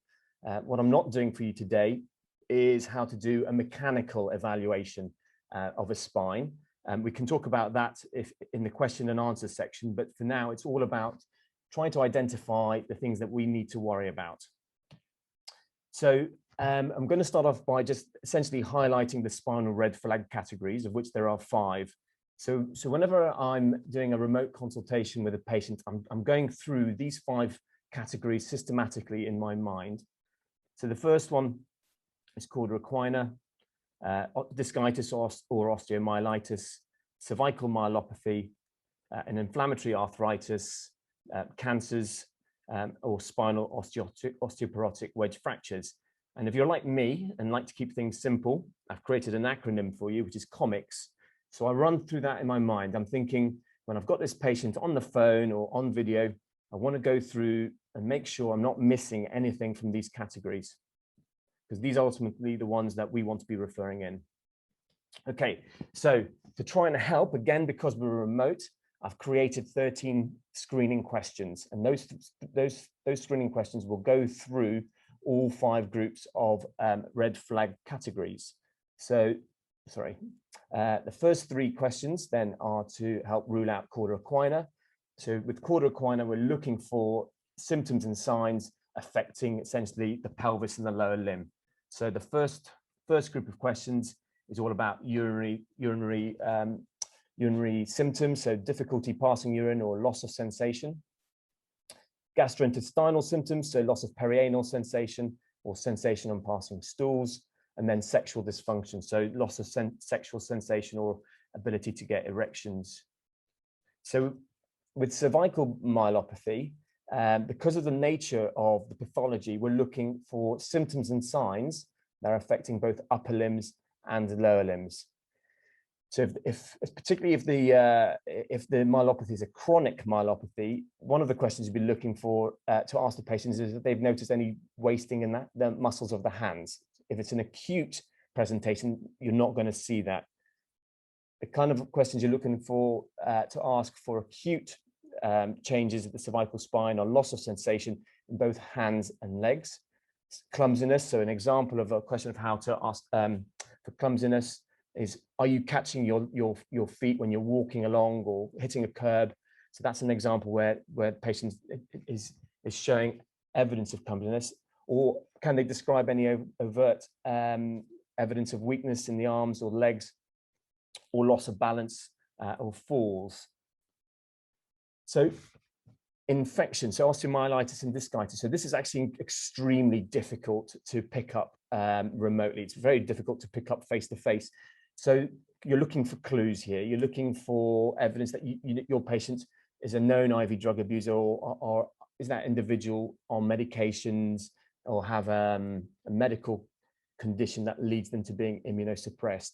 But to be clear, it is extremely difficult to rule this out. And often infection is thought about once we've ruled out all the other potential diagnoses. So cancer is obviously one of the big ones and the most common one probably on this list.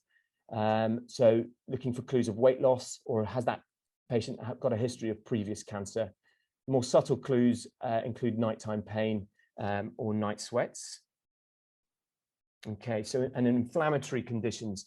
So again, the questions here are directed at involvement of other organ systems, the most common one being gastrointestinal and eyes. So questions that ask about redness of the eyes or any fevers or gastrointestinal changes such as diarrhea, bloating, are key to making you perhaps think that there may be an inflammatory condition. Skin changes as well. And then finally, spinal fractures. So really, for the majority of your patient group, you're looking for a history of traumatic fall, although in the elderly that does not need to be the case. In some situations, you can get spinal fractures from picking up just heavy objects. One potential way of getting a clue that this might be the case is an individual describing pain on coughing or sneezing. So that would be the 13th question that I asked. So those are your screening questions. And having gone through all 13 of those, you're very likely to pick up the fact that you've got a patient here that you're worried about, that you think definitely needs further investigation. The examination, which I'll move on to next, is a nice to have, and it's not absolutely necessary. I think those 13 questions will give you the clues that there's something not quite right here. That means that patient needs to be sent in to be reviewed. So those are the 13 questions again for you. And then again, to try and keep things nice and easy and simple, if I had a patient that I was performing a remote or a telephone consultation, this would be the 5-point examination that I'd be asking them to do over the phone or on video conference. And I'll come and demonstrate that in a second for you. So the first thing I'd be asking them to do is, can they stand on one leg? That tells me that whether they've got a deformity at the L3, L4 myotome. And then I'll ask them to heel stand, that's L5, toe stand, that's S1. The easiest thing to do at home, to replicate at home or over the phone or to explain, is a slump test to look for a nerve root compression or radiculopathy. For cervical myelopathy, the more subtle one is asking them if they can grip a pen or a mug. And then finally, I'd ask them to give me a cough and see if that reproduces the spinal pain. And if I had the patient in front of me, then the final thing I would do there is just complete a neurological examination. That confirms my thoughts. But like I said, the 13 questions really are the things that are going to tell you whether there is a problem here and that patient needs to be referred. So I'm going to come in to the other room in a second, and I'm going to try and describe my 5-point examination as if I was over the phone, and see if I can get Sherry, who's going to be a patient for us, and see if she can, and see how easy it is to replicate this. And then I'll just finish off the examination with a couple of other neurological bits and bobs. So walking through now over to Sherry.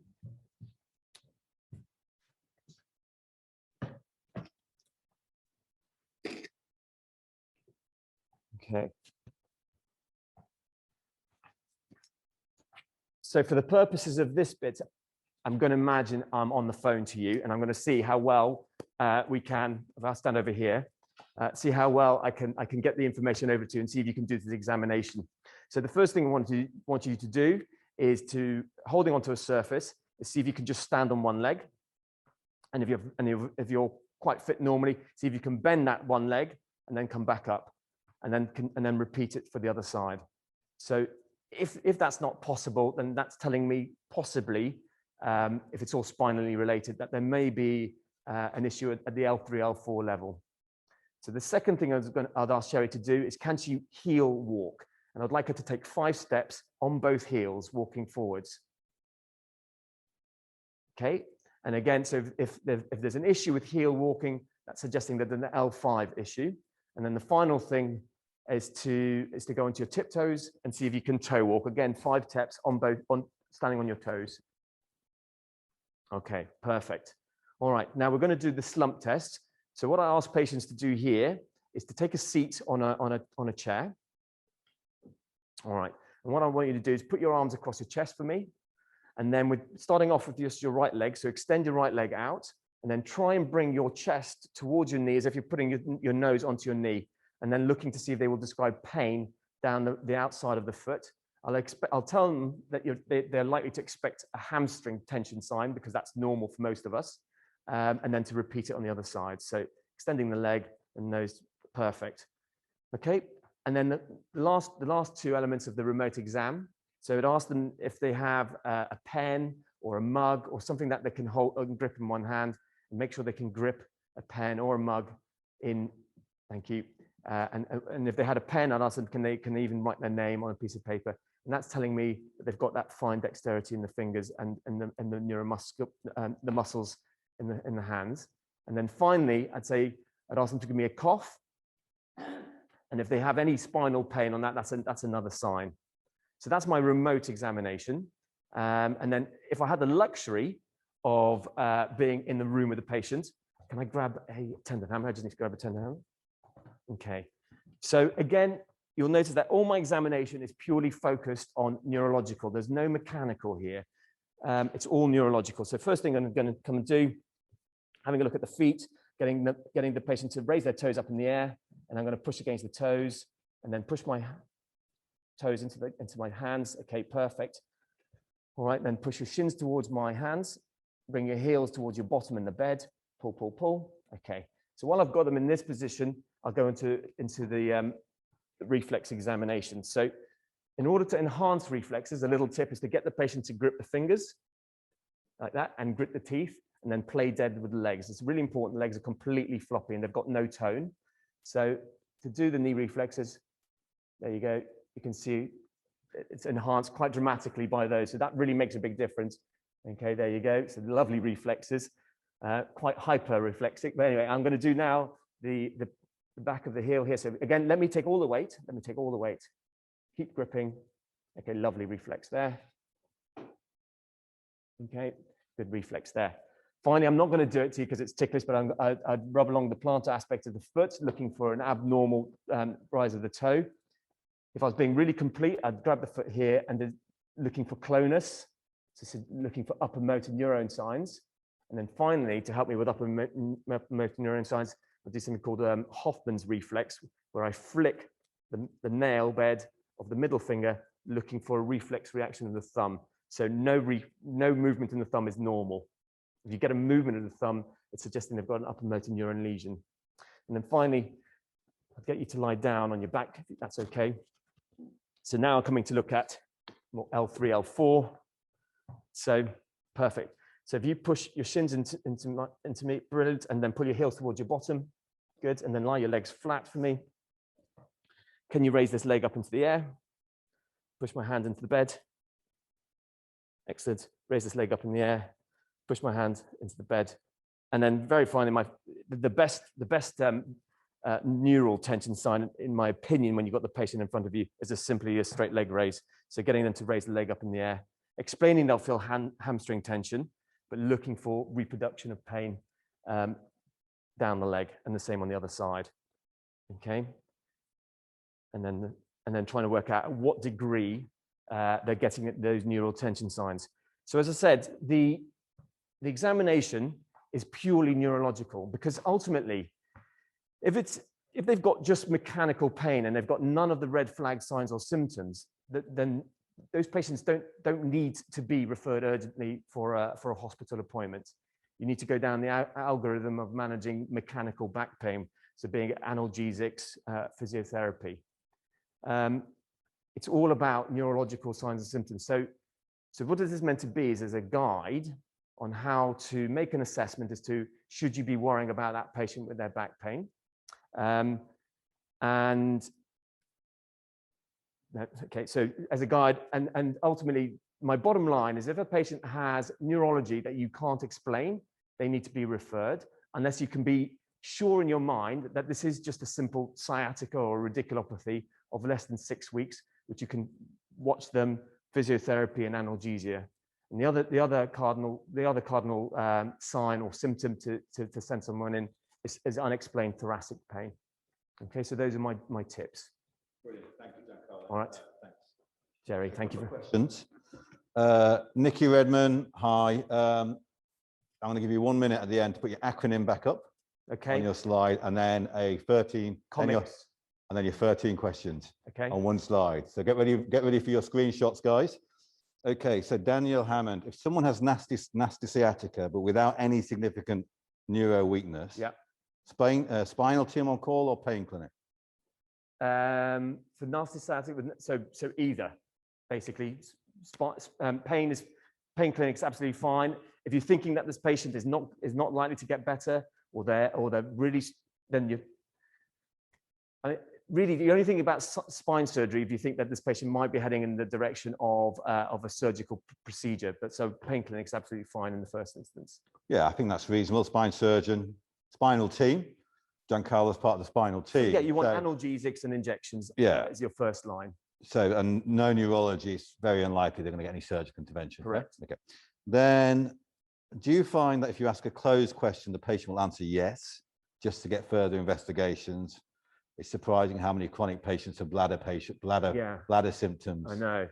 I mean, that is a very difficult one and a really good question. I think ultimately, especially in the age that we're working in, is if the patient is saying to me that they've got urinary symptoms and it's not normal for them, and I always ask, is this normal for you?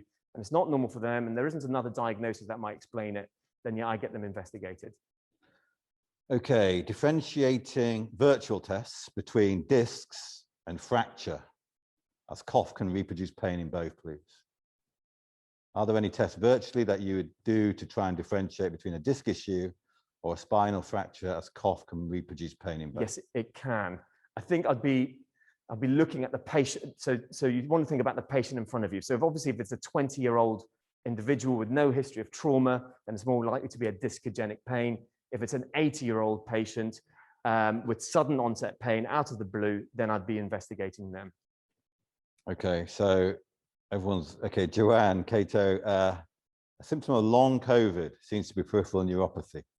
Is there any advice in trying to distinguish between long COVID symptoms versus mechanical cause?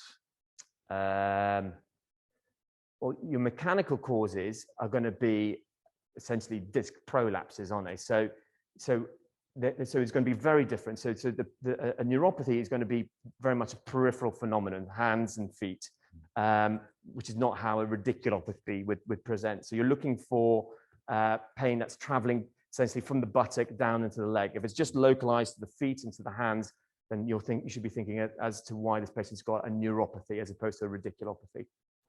Okay, and yeah, so on that question, who's going to be managing long COVID? You know what? I don't know. They're talking about running these extra clinics at the moment. It seems to be falling under the ban of respiratory, but I don't know where it's going to go in the future because it's going to be a big problem. Okay, so Tamara Pillay wants to know, is there a specific SLR degrees that indicate a particular structural neural cause?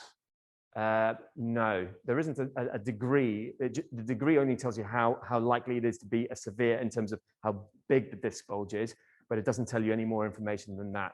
Obviously, if you get a positive SLR just a few degrees, you're likely to be that you've picked up a disc prolapse. If it's at 90 degrees and they're getting a little bit of pain, then that leaves a certain amount of uncertainty. Do we still refer via the regular MSK secondary care service, even if neurological signs and needing more urgent attention? 100%, yes, because that's the whole point of the MSK service.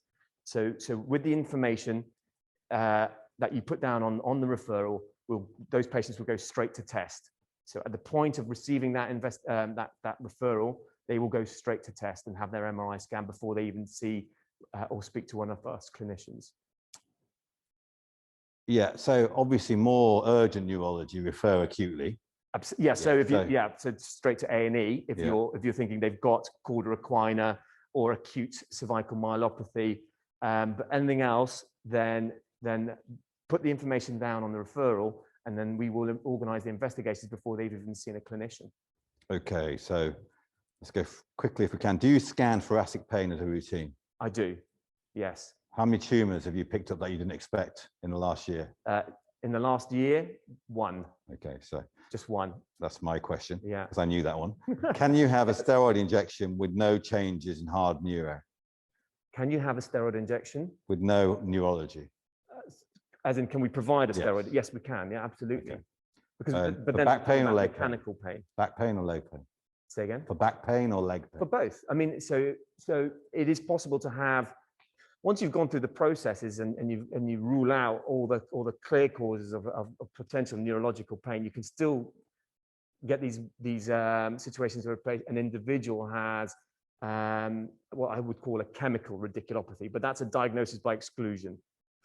Have you ever dealt with a paraganglioma in the lumbar spine? No. I don't know. Someone's got one. With those with a history of cancer, but no longer under oncology, and you suspect bony pathology, what investigations to rule out secondaries? MR. So whole spine MR, and absolutely. Whole body CT probably if they haven't done that, but they would have probably done that. Well, yeah, I mean, so whole spine MR if they're presenting with back pain and blood tests as well, looking for clues that there might be pathology elsewhere in the body. Yeah. Okay, a couple of cheeky questions. I think they're cheeky. Umar Sheikh, how effective are nerve blocks? So very. So what I say to patients is 90% of patients will get an improvement following a nerve block. Okay. So what we're trying to do with the nerve block is simply buy time. We're buying time. The nerve block does not fix the underlying pathology. It's trying to give that patient pain-free time to see if that pathology resolves. So I don't adopt a position of doing repetitive nerve roots injections. If it doesn't get better after my nerve root injection, they go on to have a spinal opinion. Jamal wants to know, can you inject the spine more than one time? Yes, He makes a living out of that, so That's don't right. worry about it. that's how it all works. Do you use any specific maneuvers to distinguish real from reported back leg pain? No, and it's really very difficult. It is with all of these things. It is what the patient says it is, and then I look for additional clues in the examination. So interestingly, with spine, the crux of spine is actually in the questions, and less so in the examination. The examination there is just to confirm what your thoughts are. Okay. Can cauda equina present with all the symptoms but no neurology? Can it present with all the symptoms? No. You need neurology. The crux is the neurology, yes. Okay. Radio frequency effectiveness for pain. Jamal, just go on. Radio frequency. Is it effective? Is it effective? So it is on the NICE guidelines, but I'll be honest with you, it got onto the NICE guidelines I think the evidence base for radio frequency is okay at best. For lumbar, it'll probably help about 60% of patients. Cervical, about 80%. Knees, for patients who can't have surgery, it's very effective. So it really depends on the part of the body. It offers an option to try and help your patients get out of pain and be more and participate more in physiotherapy. But it isn't the total answer, unfortunately. Brilliant. Thank you very much. Oh, one more. VJ, fibromyalgia patient with back pain, neuro leg symptoms of pins and needles, no red flags, pain clinic or MSK spine referral? Pain clinic. I mean, ultimately, it doesn't matter. So the patient there, that patient is describing neurological features, and you're duty bound to investigate them, even if they have fibromyalgia. Every new symptom needs to be investigated and thought about. Brilliant. Thank you very much, Giancarlo. Do you want me to put the slide up? Yes. So I'm going to give. We're actually able to do it, so you can stay here and Stuart can pop it up on screen. Okay. Okay. So we're going to put those two slides up: the acronym and the 13 questions. Thanks very much. All right. And there's a couple of questions on the chat. Do you mind just answering them? Well, we'll carry on. Okay, so next up is, are we waiting for these questions to go up? Giles, should we wait for the acronym to go up? They're already up. And okay, the acronym went up as well, did it? Okay. Okay, so next we have David Elliott. David's our medical director at Surrey Orthopedic Clinic. He's a joint replacement surgeon, focusing on the knee primarily, but does a lot of hip replacement. Reporting Dean Michael, who's the other hip surgeon, but Dean's doing the foot and ankle today. So David's going to talk about, well, before I tell you he's talking about the hip, David's probably the best trauma surgeon in the country, in our opinion. So David's going to talk about the remote and rapid assessment of the hip. David. Okay, thanks very much, everybody. Welcome to my home, where you may hear noises of Sunday dinner being prepared in the background. I'll just share my screen.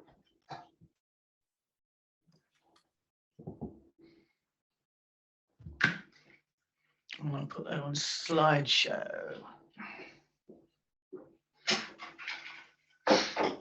Okay, so if you told me a year ago that I was going to be able to assess somebody with hip or knee pain on the telephone, I'd have laughed at you. But having spent a whole year doing it, I've actually quite got to enjoy it. So I'm just going to talk you through basically telephone conversations about hip problems more than anything else. So the receptionist has taken a call from a patient who would like to talk to a doctor about pain in their hip. So, Mr. Elliott, hello. can I ask if you press present, please, and also if it's possible to turn your camera back on, please. Okay, so I'll stop sharing.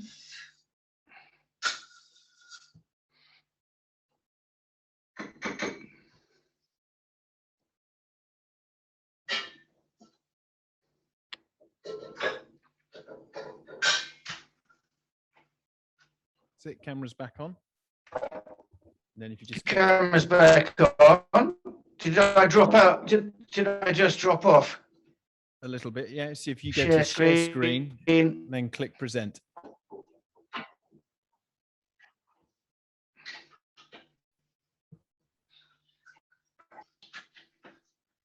Is that working? Yeah, it's just coming through.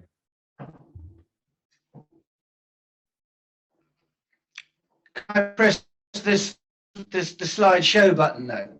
Yes, just click present.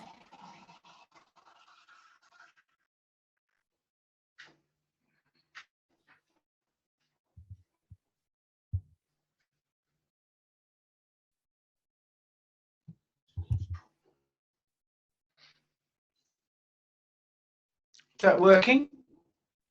We can see your presentation, so perhaps carry on with this view if that's okay. Okay. So, receptionist books the patient in view with the byline, I'd like to talk to the doctor about pain in my hip. So you don't need to ask that many questions for a hip problem, but you do need to say, how old are you? Ali already said this, that there is a bit of a cutoff around age 50. So anybody over the age of 50 with a traumatic pain in their hip is most likely to have osteoarthritis than anything else. And the nice guidelines say that you don't need any further investigations. You can just assume that they do have osteoarthritis. It's quite handy if you know what they do for a living, because that's going to enable you to give them a much more personalized advice. And also it's handy to know whether they've had any previous surgery to their hip. You'd be surprised how many times you can talk to somebody for 10 minutes before you. So you don't need to ask that next tip. So the first thing you need to do is to figure out whether this is hip joint pain or non-hip joint pain. And it's really quite simple. You just ask the patient to describe where they feel the pain. Most non-healthcare professionals and some healthcare professionals don't realize that the hip joint is actually almost halfway between the midline and the bony part of the outside of the hip, or indeed the bony part of the lateral side of the pelvis. The hip joint is halfway between there and the midline. So most patients can tell you on the telephone whether the pain is on the outer side of the hip or whether it's more in the groin area. The final clincher is tender to touch. If the hip joint is never tender to touch because it is not possible to palpate the human hip joint. So if it's tender to touch around the trochanter, then you have a diagnosis of trochanteric bursitis. If the pain is in the groin, and the patient is over 50, then you have a diagnosis of osteoarthritis of the hip. If the patient is under 50, then you might have to consider investigations to find out why their hip is painful. It's quite easy to assess the severity of hip pain, so you just need to ask them how far they can walk without using a walking aid. And the range, as you can imagine, is large. So some people cannot walk a single step without holding on to furniture within their house. And other people can still walk 5 or 10 miles before they get their hip pain or before the hip pain becomes intolerable. So that's really important to assess the severity. And the other big thing is a simple question like, can you cut your toenails? As you can see, double denim isn't the only faux pas this lady in the airport lounge is carrying out. So if you can cut your toenails, look at the amount of hip flexion that she has. You cannot cut your toenails if you have significant osteoarthritis of the hip. After cutting your toenails, it's then putting your shoes and socks on, but the toenails is the easy one. Mr. Elliott, so your PowerPoint is the first thing you need to do is nothing you need to do. Hello? Okay. Which slide is it stuck on? So your PowerPoint's not going through, so if you click through your slides, area. The final clincher we're currently so on if it's basic tended to a demographics, non-hip adult, how joint old touch are you, around the trochanter, then you have a diagnosis. surgery on your hip. Okay. All right. Shall I keep it out of presenter mode or without using a walking aid? And the range, as you can imagine, is large. So some people. Is it on? Tell me where you feel the pain now. It's remained on the same slide, same basic demographics, adult. Okay, so, all right, I think a bandwidth issue. Why don't you go back to Paul and move on to the next presentation and apologize. The only other thing you need to do is on my behalf. David? Hello? Okay. Hello. Can you hear me? David, can you hear me? Does anyone tell me where you feel that I've got a bandwidth issue? Why don't you go back to Paul? I can hear you, Paul, but I've probably got a bandwidth issue. Do you want to talk through the rest of your slides while we're just loading up the next? So some people, the next presentation, and they go, no, not. Can you get my before they get the impact of severity. And the other, I've probably got, as you can see, this issue. Why don't you apologise on my behalf for pictures about BMI and stuff like that? After cutting your toenails, it's then. So the only other thing you're stuck on. So then. Okay, so then apologise on my behalf. But I've probably got a band. No. Okay, David. I'll carry on, David. I'll carry on.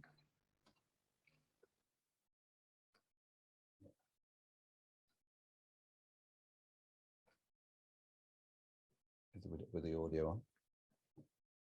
Hi, can you hear me? Yes, we can hear you. Okay, guys, so let me, is my video and sound and slides working? Slides are working. Sound, we can't tell yet, but we can hear you. Okay, so knee assessment. So I'm an ACL surgeon. I do about 250 a year, and I have a pediatric knee practice as well. In the NHS, I'm the lead for clinical governance and the lead for specialist training. So when you're making a diagnosis, let's keep things simple. Has there been an injury? Yes or no? If yes, can they walk? Can they straight leg raise? And is there any swelling? If no, then we want to look at a pattern recognition. Okay, so for an injury and the acute swelling, what's the differential diagnosis? So for trauma and a hemarthrosis, is there a fracture? Is there an extensor mechanism disruption?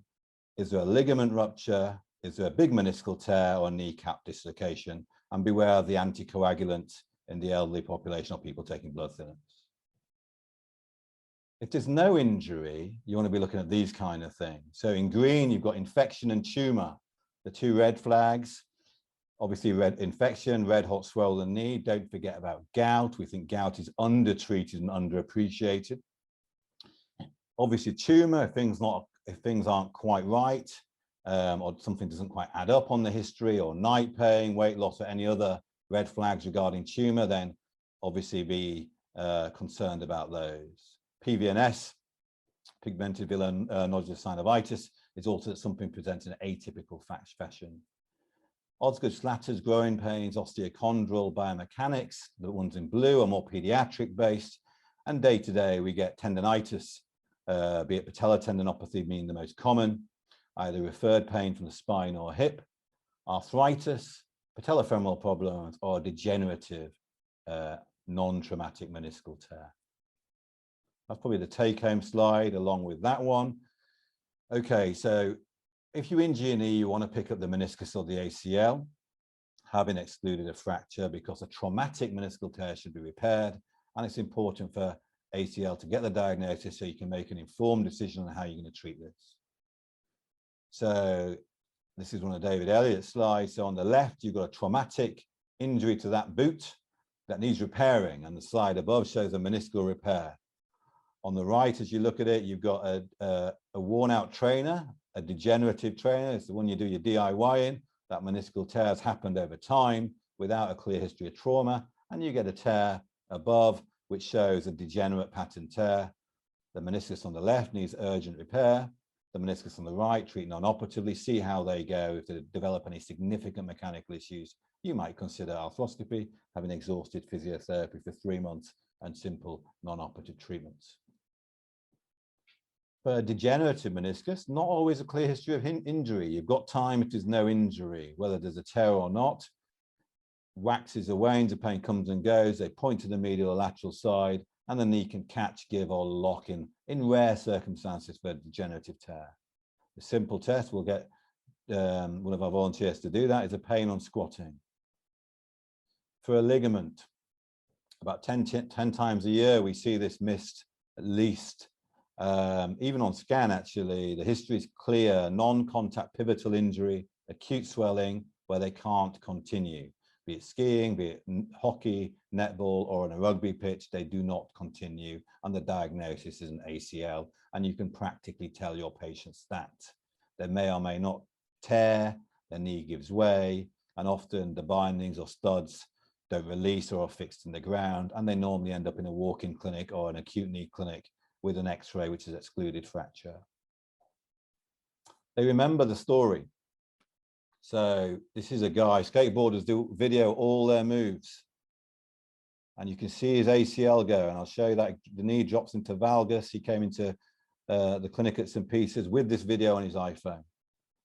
And this is the injury. This is him slowed down. He goes into valgus, the ankle everts. And you see this is the maneuver that's bad for the knees, the dynamic valgus leading to ACL. The kneecap, one slide, anyone can get it. It's often bilateral. They point to the front of their knees, worse on stairs, squats, lunging. And in the old-fashioned cinemas where there was no leg room, people would be uncomfortable in their seats because they want to straighten their knee out. And it's the long drive knee pain. You want to press down on that accelerator or be on the clutch if you've got anterior knee pain. And OA in one slide is generally the older patient, but they're getting younger now as people do more activity and as BMIs go up. Pain during activities of daily living. They can get pain at night when it's severe. It gets worse with activity.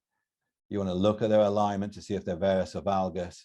And particularly the most important sign is whether there's fixed flexion, i.e. loss of extension. OA knee pain is a very good website, which is an OSA collaboration talking about OA knee, obviously, and all the non-operative and operative treatments. So the red flags in knees. The knee is hot, fever. Obviously, you want to exclude sepsis. Night pain could be a sinister sign, but could also be just pain because of arthritis. True giving way, true locking. To cause a meniscal tear, to cause locking, it has to be a really significant target meniscal lesion where the meniscus is trapped or there's a loose body. True giving way associated with a ligament rupture. The knee doesn't go straight is a red flag either pre-operatively or post-operatively. If we do any knee operation surgery and the knee doesn't go straight, that's a red flag. No straight leg raise is important, and obviously the injured knee we discussed. So when you look at the patient, look at their alignment. It's the key. If you can stand in front of the mirror tonight and your legs are straight, you're going to be okay. If they're like this picture on the right where the kneecaps are pointing in, and to get the kneecaps pointing out like on the right, you have to externally rotate the feet. This is a miserable malalignment or patellofemoral pain, okay? And this is a classical picture for that. Valgus, knock knees, lateral meniscus, lateral OA, varus, bow legs, medial meniscus, medial OA, and look for swelling and look for range of movement. This is on the right, on the left as you're looking at it. The right knee shows varus and a fixed flexion and obviously an effusion. This is a patient that came into my St. Peter's knee clinic. Hopefully the sound will run.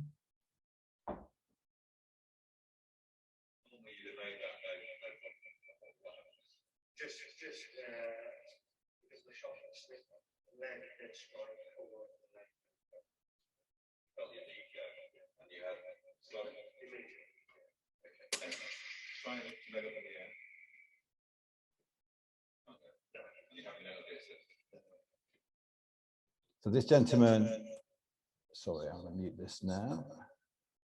This gentleman had a patellar tendon rupture, not picked up in A&E, and gave a classical history of an injury, a massive hemarthrosis, and no straight leg raise. He's a fireman. Okay, so when you look at the patient, you want to look at the fixed flexion. This is what we mean by fixed flexion. The knee does not go straight. And McMurray's, there's a lot of talk about McMurray's, get the patients to squat if you're doing a remote assessment, but basically you put your fingers on the joint line, you internally rotate the knee and bend the knee fully, then slowly externally rotate, and it elicits pain. If you get a chance to look at a patient and they can extend their knee on the edge of the couch, you can see this maltracking of the kneecaps. It's often bilateral. You can see this, but she's had surgery on the right to correct a kneecap dislocation. And this is again classical patellofemoral poor biomechanics and anterior knee pain, which usually does very well with physiotherapy and some exercise. The hyperlaxity, the patients will often tell you, but there's a revision of the score out of 9. And we can, if we get time with Georgie, we'll have a look at hyperlaxity. So if I'm lucky enough to get my hands on the patient, I will assess their ACL. It's a clinical sign. You can't do it remote. This is a patient with a positive anterior draw, and I'm just going to show you a positive Lachman test, and that's a positive Lachman test of an ACL rupture. On this picture on the right, we call a pivot shift, where the ACL again is ruptured, but when you see it in the notes, that's a positive pivot shift. And it's obviously exacerbated in theatre, exaggerated in theatre, and you can see the massive clunk of the ACL. So the anterior draw is more useful for the picture on the right, which shows a PCL, the sag, patients landing on their knees or dashboard injuries, and it's not an ACL, it's actually a posterior cruciate ligament. Okay, so we'll go back to my video. This is an injection we did this week. Steroid injection. For that, we need 8 milligrams of dexamethasone, we need 1% lignocaine, we need a dry needle, and we need a clean sterile needle. Oh, here it is. So we have marked out the knee. We go lateral because it's the left knee, doesn't matter. I've marked out the patella, and I've marked out the bottom of the femur. And what you want to do is just underneath the patella. I've already sterilized this, which is perfect. And so I'm going to find my spot, check the knee.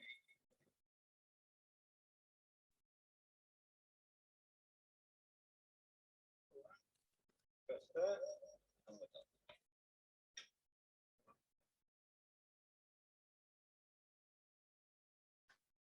Did that video come? Sam?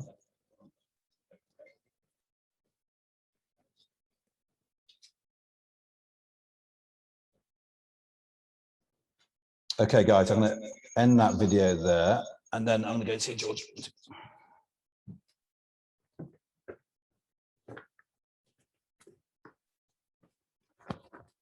Okay, can you hear me? Okay, so we've got Georgia here. So remote assessment, I'll get the patient to stand. So Georgia, could you stand for me?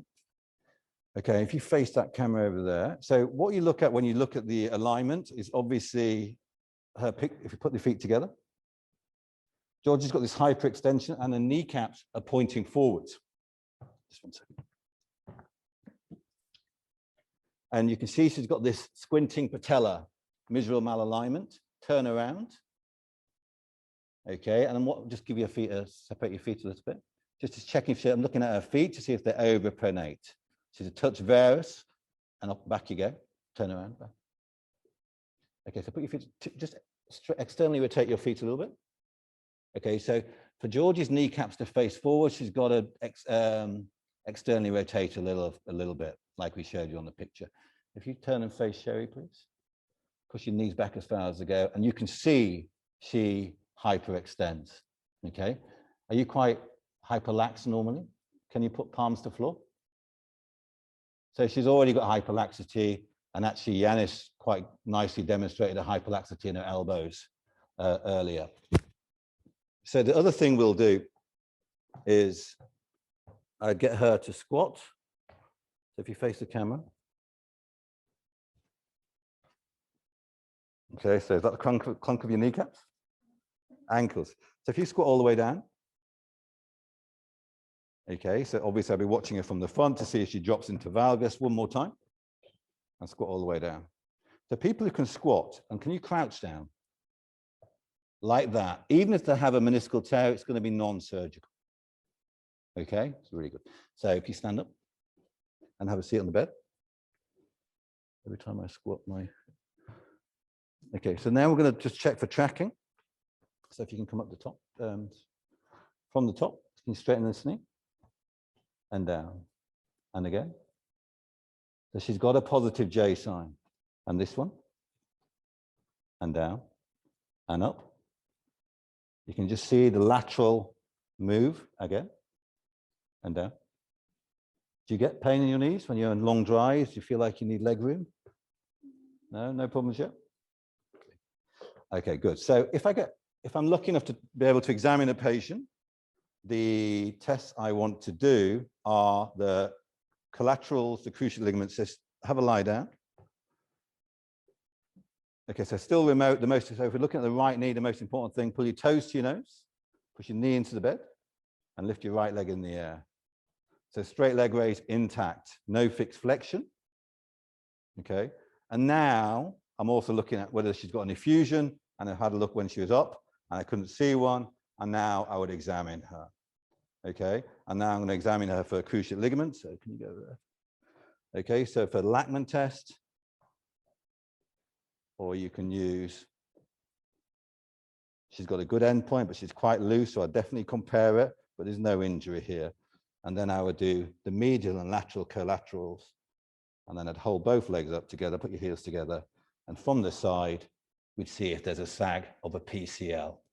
And if you are examining your patient, you want to exclude the hip and the spine, which we've done as well. That's all I'd want to do on clinical exam. But straight leg raise, get them to do a squat, and that'll be enough. Thanks, Georgie. So do we have any questions?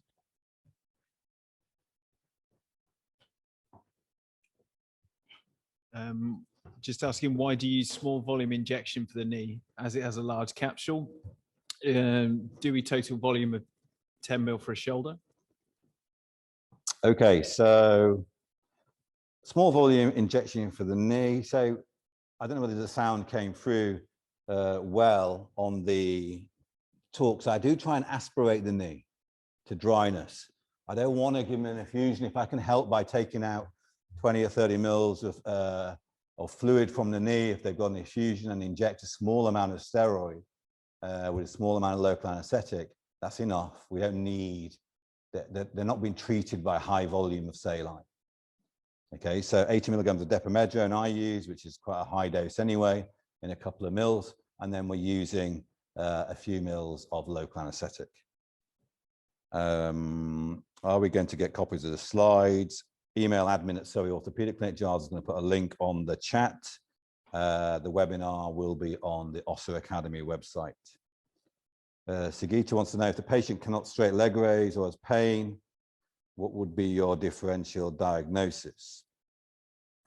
So no straight leg raise equals, with injury, equals fracture of the patella, or a quads tendon repair, or a patella tendon repair. That's what you need to exclude. So if there's no history of trauma and no straight leg raise, they're the ones you might want to see, because it doesn't quite add up. What advised treatment for patellofemoral pain that is impacting quality of life? If your patellofemoral pain, as you know, is that once you've excluded anything else, and the other causes of anterior knee pain, and physio and biomechanics, physio is the first and second line of treatment for patellofemoral pain. A lot of poor surgery can exacerbate and worsen patellofemoral pain. Patients who get knee pain and swelling next day after playing sport like football are more likely to have a meniscal tear. The effusion suggests intra-articular pathology, but obviously you can get localized tendinopathy or tendonitis. Again, if there's no history of trauma, you've got time, physiotherapy, assessment. If they don't improve, then face-to-face in the absence of trauma. But if there is a history of trauma, we need to see them and scan them. Best management for patellofemoral pain syndrome is physiotherapy, biomechanics, and addressing the underlying cause. I think that is it, isn't it? Giles, have you got anything else there? Oh yeah, some more coming. Okay, what subjective and objective markers to look to rule out spontaneous osteonecrosis of the knee? I'm seeing a lot more of this. So clinically, it will either be a typical middle-aged patient who's had a minor trauma and a significant amount of pain. The x-rays may or may not show mild to moderate degeneration. You get a scan, okay, and the scan will tell you. And obviously, we are now aware that this is associated with medial meniscal root tears. So when you see SONC, if you want to call it that, you want to think about medial meniscal root tears. And if they're youngish and the articular cartilage is reasonable, you might want to consider fixing that meniscus root. That's where if there's degeneration and this doesn't get better, then ultimately this can end in joint replacement of some kind of partial. And that's where I find the offset unloader is brilliant at resolving SONC rather than being non-weight bearing for 2 to 3 months, occasionally a steroid injection. Severe patellofemoral joint OA. So just back on SONC, the answer is not a unicompartmental knee replacement. Not at the beginning or the middle. Really treat these non-operatively if you can. Severe PFJ OA with good femorotibial joint. What are the options? Again, in a younger patient, treatments would be non-operative, as in an older patient. But in an older patient, you might consider a patellofemoral replacement once you've exhausted non-operative treatments. Patellofemoral unicompartmental knee replacements do well. They don't last forever, but they do give functional results, and they're much better performing than total knee replacements. How do you differentiate between true and pseudo locking? In remote consultations, the history is key. Has there been a significant trauma? Okay, and locking, does the knee physically jam from squatting to standing? Not my knee clunks when I'm just sitting down. It's much more likely to be patellofemoral. And is a locking more rotational? But on a remote consultation, again, the history of traumatic history points them towards me and a scan. An atraumatic history, you've got time, assess the patient, try physiotherapy, see if it settles down, give them exercises. What would your exercise prescription, oh, hang on. Okay, repatellofemoral pain syndrome, especially going downstairs, very, very common in 40 plus. What is the prognosis?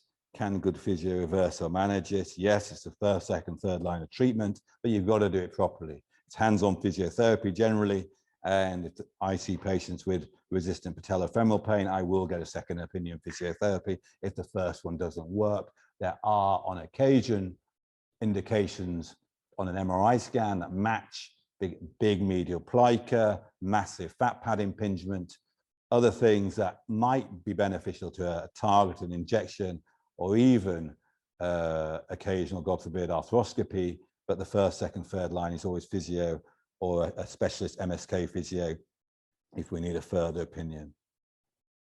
Any exercises you can demonstrate which can tell patients via video consultation. There's loads. Sorry, IMSK website. If you put patellofemoral, I'm just about to do a whole talk about how you don't learn knee rehab and knee physio on Instagram, but I was going to point you to that.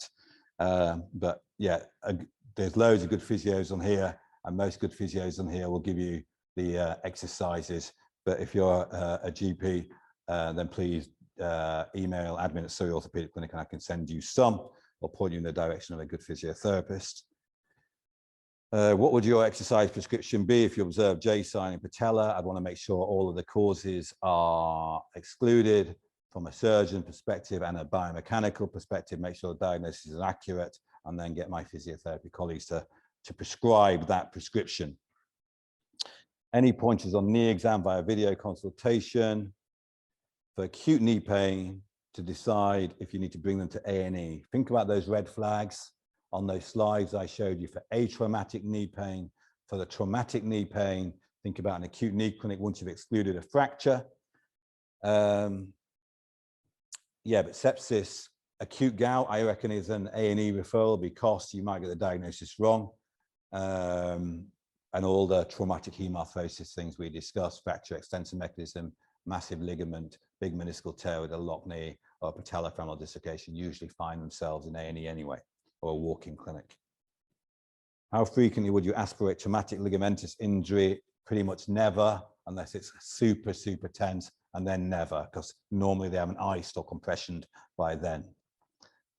What is the management of a confirmed discoid meniscus in a 7-year-old? Assess the patient. Are they having mechanical symptoms? Is the signs classical? What are their expectations? MRI scans are pretty average at picking up discoid meniscus, but pretty good at picking up torn discoid meniscus. But operating on any 7-year-old needs careful decision making, but it has been done. But the key is to preserve the lateral meniscus as much as you can. Orthotics for miserable malalignment. The evidence for orthotics is weak, actually. I give a whole talk on patellofemoral. Surrey knee meeting. I can't remember if we talked on patellofemoral this year. We did. So that's on the Össur Academy and on my Instagram. But there's 200 physios on here that will tell you and have different opinions on orthotics. But there's no question, I think, for the right patient with massive flat feet and miserable malalignment, there can be benefit. How quickly after ACL would you repair? Reconstruct the ACL once the knee is quiet. Repairing the ACL, i.e. using the ACL and suturing it back, is a very different conversation. That's very rare, but we do it in children. Please, can you explain why you wouldn't repair meniscus if they can crouch? It's all down to the history. A traumatic meniscal tear, I'm more likely to repair. A degenerative lateral meniscal tear in a 25-year-old like Georgie, I'm going to repair because you want to preserve the lateral meniscus, but it depends on the patient. You should always try and repair the meniscus if it's repairable in the right patient and if it's got a chance of healing. Any BMI limitations for replacement? No. People with high BMI do not lose weight. I think even as Dean Michael will tell us as well, do not lose weight after a knee replacement, unfortunately. So it's more challenging surgery. We should always try and lose weight as part of their non-operative treatment. And you should always exhaust non-operative treatments, be it painkillers, bracing, weight loss, injections, and lots of physiotherapy before you suggest total knee replacement. Any pointers on knee examination via video consultation for acute knee pain? We've done that one. Should I urgently refer patients who present with locking to orthopedics? True locking usually implies a big meniscal tear or a massive loose body. So yes, you would refer. Urgent or not depends. You know, if they're 70 and they're having true locking and they fall down the stairs because their knee locks, or they're a fireman and they're going on ladders because their knee locks, you want to refer to an acute knee clinic because they're more urgent than someone who, oh, my knee pops occasionally or locks occasionally. But the history of trauma much more likely to refer. Has there been an injury? Has there been a fall? More likely to refer with locking. Locking, is it true locking? Examine the patient. And I think I'm going to have a break there and ask my colleague, hand over to Dean Michael. Dean Michael's a primary and revision hip and knee replacement surgeon. He's also got specialist interest in the foot and ankle, be it ankle arthritis or sports foot and ankle as well. And he's going to talk about that. I'll get rid of those. Thanks, Dean. Hello, everyone. So we're just going to talk for a little while on foot and ankle assessment during the pandemic and what we can do given the constraints. Sorry, it's a bit echoey. Hang on a second.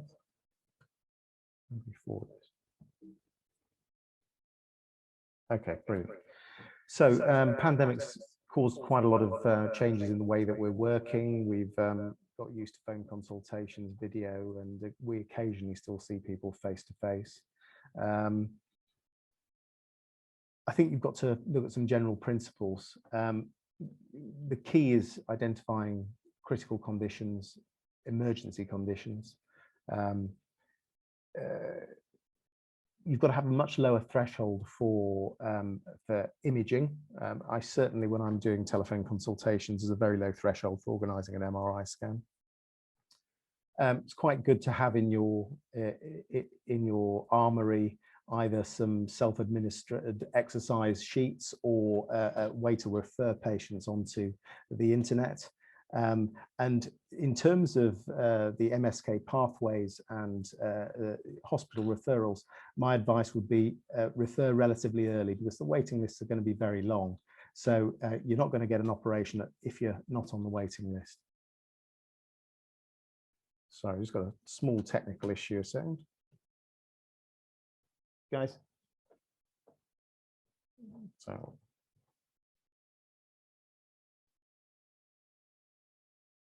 I'll get rid of that. Okay. Right. So regarding phone consultation, as a general rule, I find it very limited. I don't find it particularly useful. I think the key with regard to foot and ankle is that you've got to identify significant problems. So in vascular paths or diabetics, pretty much any symptom have a very low threshold for seeing them face to face. If you've got acute onset of pain, one may be considering gout or ischemia. Those patients need to be seen face to face. And obviously, if there's a history of trauma with a possible fracture, they need imaging. So phone consultations, I don't feel are particularly useful in the foot and ankle scenario.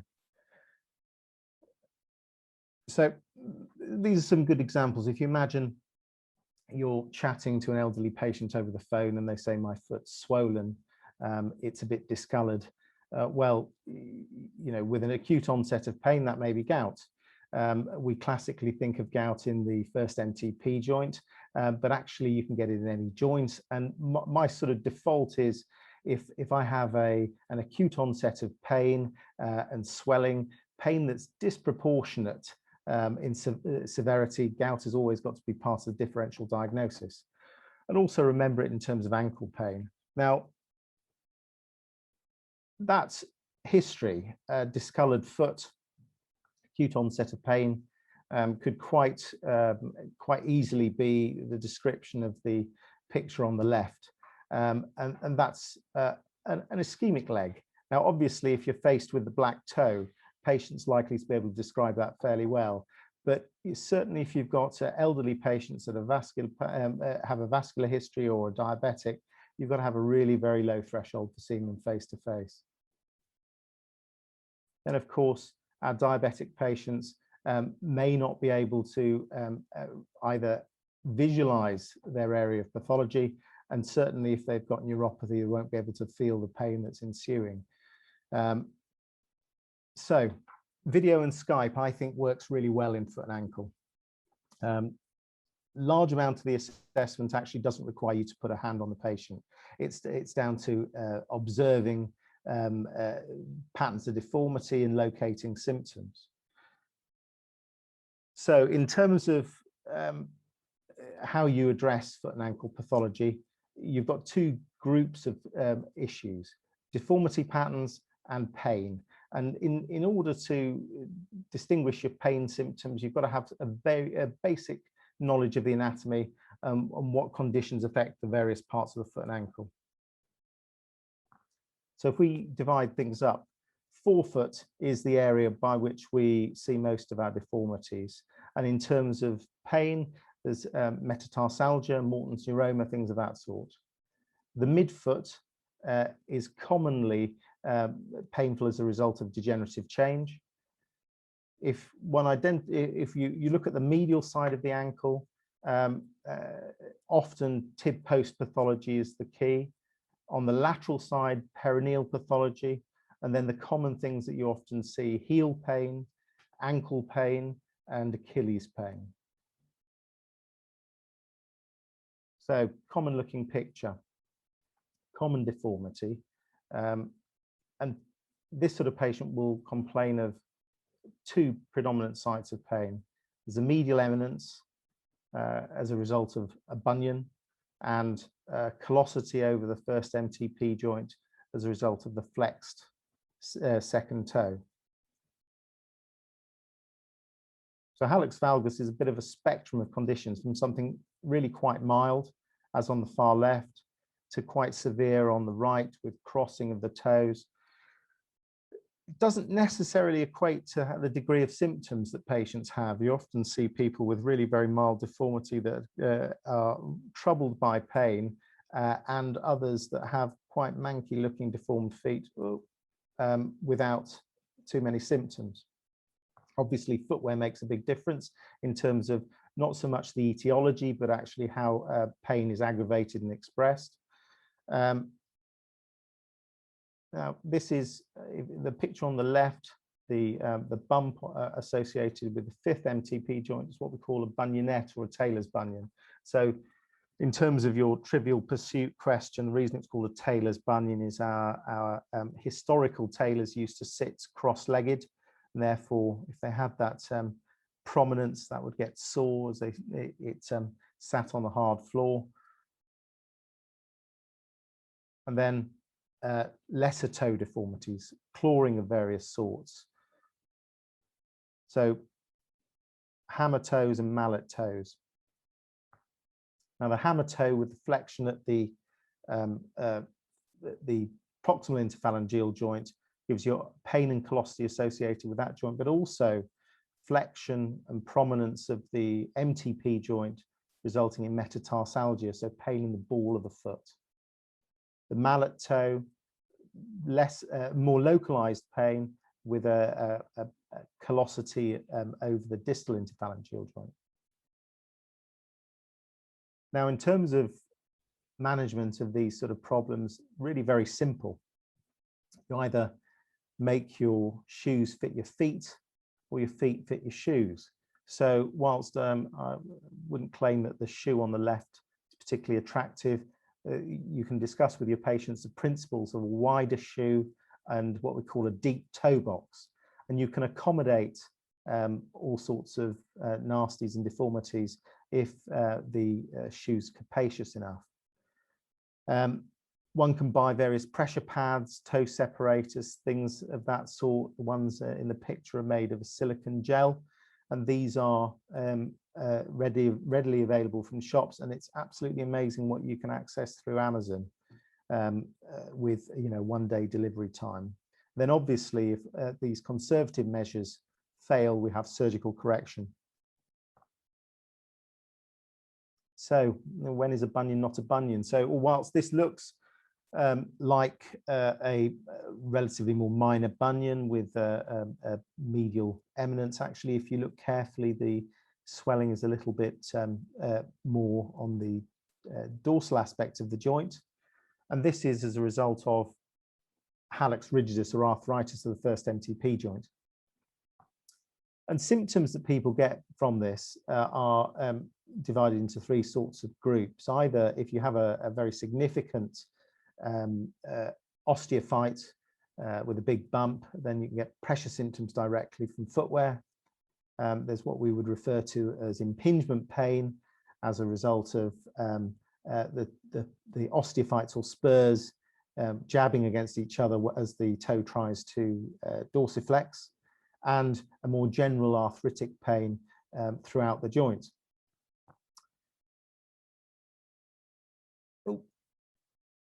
And in terms of what one can do within the general practice scenario, basic principles are protecting movement of the joint. So the more rigid a sole that you might have in your shoe, obviously the walking boot, the climbing boot's a bit extreme, but advising someone to have a more structured, thicker soled shoe rather than a very soft Gucci moccasin might be helpful. Or in the more extreme case, a rocker sole to the shoe. So actually there's no movement at the MTP joint at all, and that's that movement occurs through the sole. Anti-inflammatories and things of that sort can be helpful, and then obviously cortisone injection tends to be the sort of first line of attack, and some of you may be able to refer directly for that, which will obviously be helpful. Now, from a surgical perspective, if symptoms are more severe, then we can remove those osteophytes, and in about 70% of cases, a cheilectomy, which is a relatively minor procedure, actually does make quite a big difference to the patients. Obviously, for the other percentage, it doesn't work when there are more significant surgical options. So, forefoot pain. Now, metatarsalgia is just really a generalized term for hurty forefoot or hurty knuckles. And there's a number of different causes for that now. Obviously, if you have your video consultation and your patient can show their foot to you, you can pick up a few keys. So In terms of true metatarsalgia, the tenderness or pain will be localized under the metatarsal heads, and you may actually see on the plantar surface of the foot some callosities, which are a sign of overload. Whilst with Morton's neuroma, the tenderness tends to be in the interspace. And Mulder's clunk, as shown by the diagram, where when you squeeze the foot and apply pressure to the interspace, often is a palpable or audible sort of clunk. Now, synovitis can occur as a number of for a number of reasons. Obviously, arthritis, Freiberg's disease, or just as a result of significant metatarsalgia. And in that scenario, you may be able to observe some swelling at the MTP joint, and the swelling causes the toe not to be able to lie flat on the foot. So you can get an awful lot of information by observation rather than palpation. And again, thanks to Dr. Amazon, you can pick up all of these sort of helpful things, or advise your patients to access these. Metatarsal pad, which is a silicone pad, just provides that little bit of extra padding and support for the metatarsal area. The orthotics on the right side with a proximal to the metatarsal head, we refer to as a metatarsal bar, and that bump elevates the metatarsal head and offloads the area. And then obviously a nice thick soft soled trainer is very helpful. And with a lot of these sort of minor measures, patients can control their symptoms. They may even settle down on their own. So in terms of medial ankle pain, a little bit of knowledge of the anatomy is helpful. So on the medial side, there's obviously the medial malleolus, the navicular tuberosity, which forms the attachment of the tib post tendon, which is drawn in green. And patients with tib post pathology will often have a pronated foot. So you'll see the foot roll inwards if you observe the patient from behind, and there's a too many toes sign that you can see here. Whilst perineal pathology, if you're thinking of the anatomy on the lateral side of the foot, perineals pass down towards the fifth metatarsal. So tenderness or located around that area, particularly if the patient has the opposite sort of posture with supinated feet and a high arch, it makes one think of perineal pathology. So with tendon pathologies around the ankle, there are two basic patterns: pronation with tib post problems and supination, and a high arch with perineal problems. And again, through Amazon, you can quite happily, for about £5, get a nice medial arch support or a lateral wedge orthotic, which will help patients with these sort of issues. Now, I wouldn't have advised in general times to try and get your patients to treat themselves, but we all realize that access to hospital care and orthotics, etc., are a bit more difficult given the pandemic. One of the most common things that you may see in general practice, plantar fasciitis or policeman's heel, pain around the area of the heel. There's a little bit of variation as to where people perceive it, but if they're pointing in these directions, then certainly that fits with plantar fasciitis. Physiotherapy is the mainstay of treatment, both with plantar fascia stretching, calf stretches. The etiology of plantar fasciitis is multifactorial, activity related, but we also see very commonly, if people have a tight calf muscle, then obviously during their gait cycle, there's a higher contact pressure which transmits to the plantar fascia, and stretching those calf muscles is really, really important. One can also get very simple silicone heel cup orthotics, which just slip into the shoe. That just provides some padding to the heel and raises the Achilles very slightly. So these are also quite useful with Achilles pain. On the right, you see a night splint. I don't think I could force myself to suggest this to any patients, but you know, they're there, they're useful, and often the first line of treatment that we end up using in clinic is the ultrasound guided cortisone injection. Also, shockwave therapy is very effective, but it's not something that is always readily available. So Achilles pain, any sort of pain or swelling in this region of the ankle, likely to be coming from the Achilles. You'll often notice slight swelling as on the left here. And the swelling may be within the mid zone of the Achilles or slightly more distally at the point of insertion. And that's most commonly Achilles tendinopathy or insertional Achilles tendinopathy. And that's related again to activity. So running is an issue, tight calf muscle complex, and the fact that the anatomy of the Achilles is that there's a hypervascular zone. The blood supply comes up from the heel and down from the muscle, and therefore the Achilles is a bit prone to micro trauma and it doesn't heal well. So pronated flat feet tend to slightly overstretch the Achilles during the gait cycle, and all of these things are a factor, but it tends to be a combination of a few of them rather than one thing. Lots of stuff on the internet that you can advise your patients as to these sort of exercises: the wall stretch, the towel stretch, and ankle dips. And in the vast majority of patients, a bit of dedication with these sort of measures will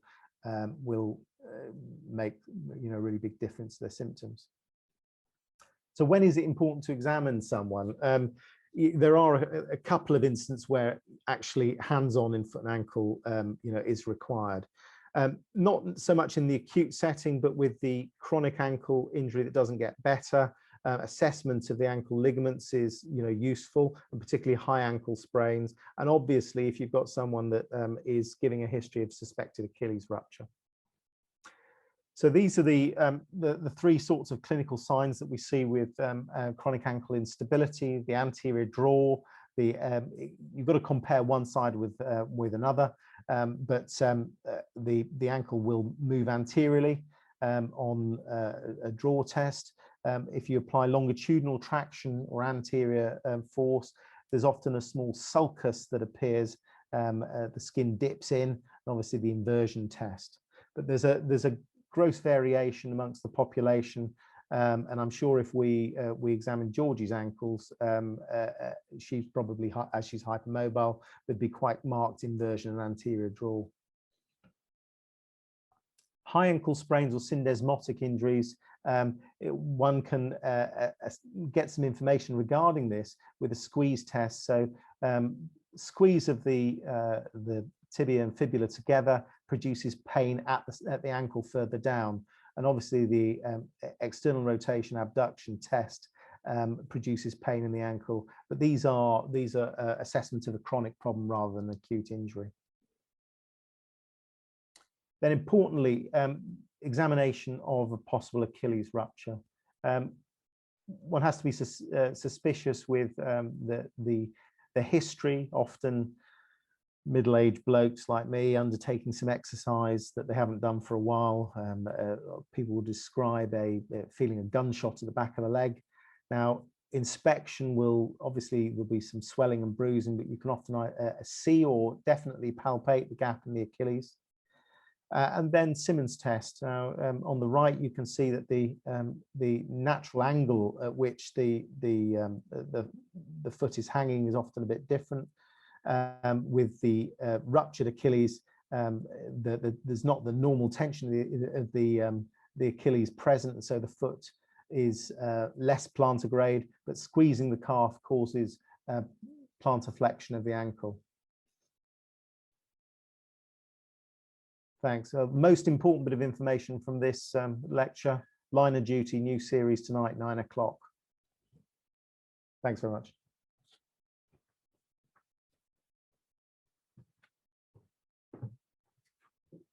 Okay, Dean. So we have the final exam. So what would you remotely want to assess if you're remote for? So remotely, as in video, or yeah, you've got visualization. You've got visualization. So the key really is inspection more than anything else with foot and ankle. Do you mind just standing? So really, if you have your patient facing you, so it's all right. You face the camera, and what you're effectively looking at is normal alignment and posture. Is the patient pronated or supinated? Do they have a neutral progression angle or a an externally rotated or in-tone progression angle. If there's asymmetry, that tends to be quite important rather than if someone's symmetrically pronated or supinated. Then importantly, a double heel raise. Can you stand on your tiptoes for me? So, you know, whether there's an ability to raise the heel, and then we'd also take some steps which are a bit limited in terms of space here. Second thing is, and I'll show you this one, actually being able to squat down onto your heels is a good assessment of the flexibility of the Achilles. If a patient can't do that, then they've often got a tight Achilles. Interestingly, in terms of the history, ask them, if you're concerned about Achilles pathology, ask them whether they can go down the stairs. If you've got a very tight Achilles, you can't progress down the stairs easily and often have to go slightly side on. Okay, so with observation, you can assess the posture and the gait pattern, and then actually sites of swelling or pain. Now, we've obviously not got a patient with pathology, but we're looking for forefoot deformities. If you're looking then from the hind foot, you'll get the patient to turn round. Look at the angulation of the heel. Normally, on average, there's very slight valgus alignment, but when the patient stands on tiptoes, if you can try and do that again, or at least with one side and down, then the slightly valgus hind foot will swing into slight varus, which is indicating that there's flexibility of the hind foot. Do you want to just take a seat? Sorry. So most of that's down to observation. In terms of palpation, the big key, if you have a patient in front of you, is having that minor knowledge of the anatomy and pressing the bit that hurts and knowing what's underneath your thumb. Okay, so in terms of pathology, first MTP joint, the lesser MTP joints and the toes. In terms of hallux valgus, we're just sort of backtracking a little bit with regard to that. Patients with hallux valgus describe pain, primary symptoms in terms of the first MTP joint, but then secondary symptoms, which are the metatarsalgia, as we talked about, which is due to transferring load to the lesser metatarsal heads. Now, in significant hallux valgus over a long period of time, people then get degenerative change in the midfoot. And that's because if we just sort of, as an example, the fifth MTP joint is highly mobile. The second MTP joint isn't. It's very tightly held at the junction with the midfoot. And therefore, if patients are transferring load onto the lesser metatarsal heads, that's then transferred to the midfoot. And the end stage of hallux valgus is arthritic change also in the midfoot. Okay. In terms of range of movement, dorsiflexion and plantarflexion, and obviously that's got to be compared with the other side. Subtalar movement. Oh, sorry, relax. That's a subtalar joint. We're assessing whether or not there's irritability of the subtalar joint. And then mid-tarsal movement, and you can also assess the movements of the individual toes. If we're then concerned about the tibialis posterior function, as we've really assessed that primarily with your heel raise, but you can most specifically course the root of the tib post from the navicular tuberosity up behind the ankle and any tenderness in that region, and can assess strength. Can you just hold your foot like that for me? By assessment of tib post. Conversely, in terms of the perineal tendons, which are tracking on the outer side of the foot down to the base of the fifth metatarsal, just hold your foot there. You can check the strength of the perineals at the same time. Okay. With regard to ankle stability, the anterior draw, if one, I'll just show you my hand position on this side, grasp the hind foot with the finger and thumb, and then stabilize the tibia with the contralateral hand, you can then assess anterior movement and inversion at the same time. We're avoiding the left side because our dear patient has an injury on that side, so we're not trying to hurt her in the process. Okay, brilliant. Thank you. Some questions, Dean. Partial Achilles tear examination findings. The Achilles is functioning, but it hurts and it's swollen. So the key in terms of Achilles, it's either working or it isn't. Sorry, do you want that? So they're working or it isn't? It's either working or it isn't. It's torn or it isn't. In terms of management, that obviously has a different emphasis because it's a partial injury that can certainly be managed quite happily conservatively rather than operatively. Okay, so we'll try and fly through some of these. Morton's neuroma, any recommended conservative management? Injection, are they effective? Yeah, injections probably in about 60 to 70% of patients, it makes a difference. Orthotics, not so much to offload the area, but to provide symptomatic relief are useful, and broader footwear so there's less compression. Any clinical signs for Haglund's other than a bony lump? Not particularly. Sometimes get some pain on dorsiflexion and in the retrocalcaneal space in front of the Achilles if you squeeze. When do you do ultrasound of the Achilles rather than MRI, I guess, or neither?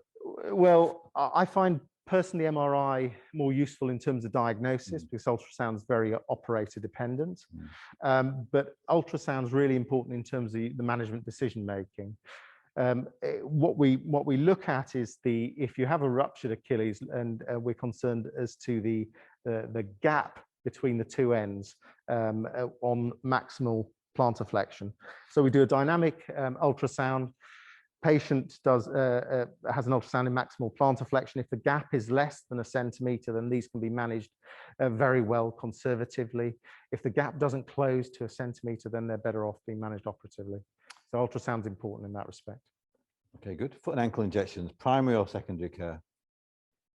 It depends what's available. I think that in the majority of them, it requires ultrasound guidance. So from my perspective, I don't feel able to efficiently inject all of the sites I want in the foot and ankle without ultrasound guidance. So or image guidance in theatre. Image guidance, yeah, or theatre.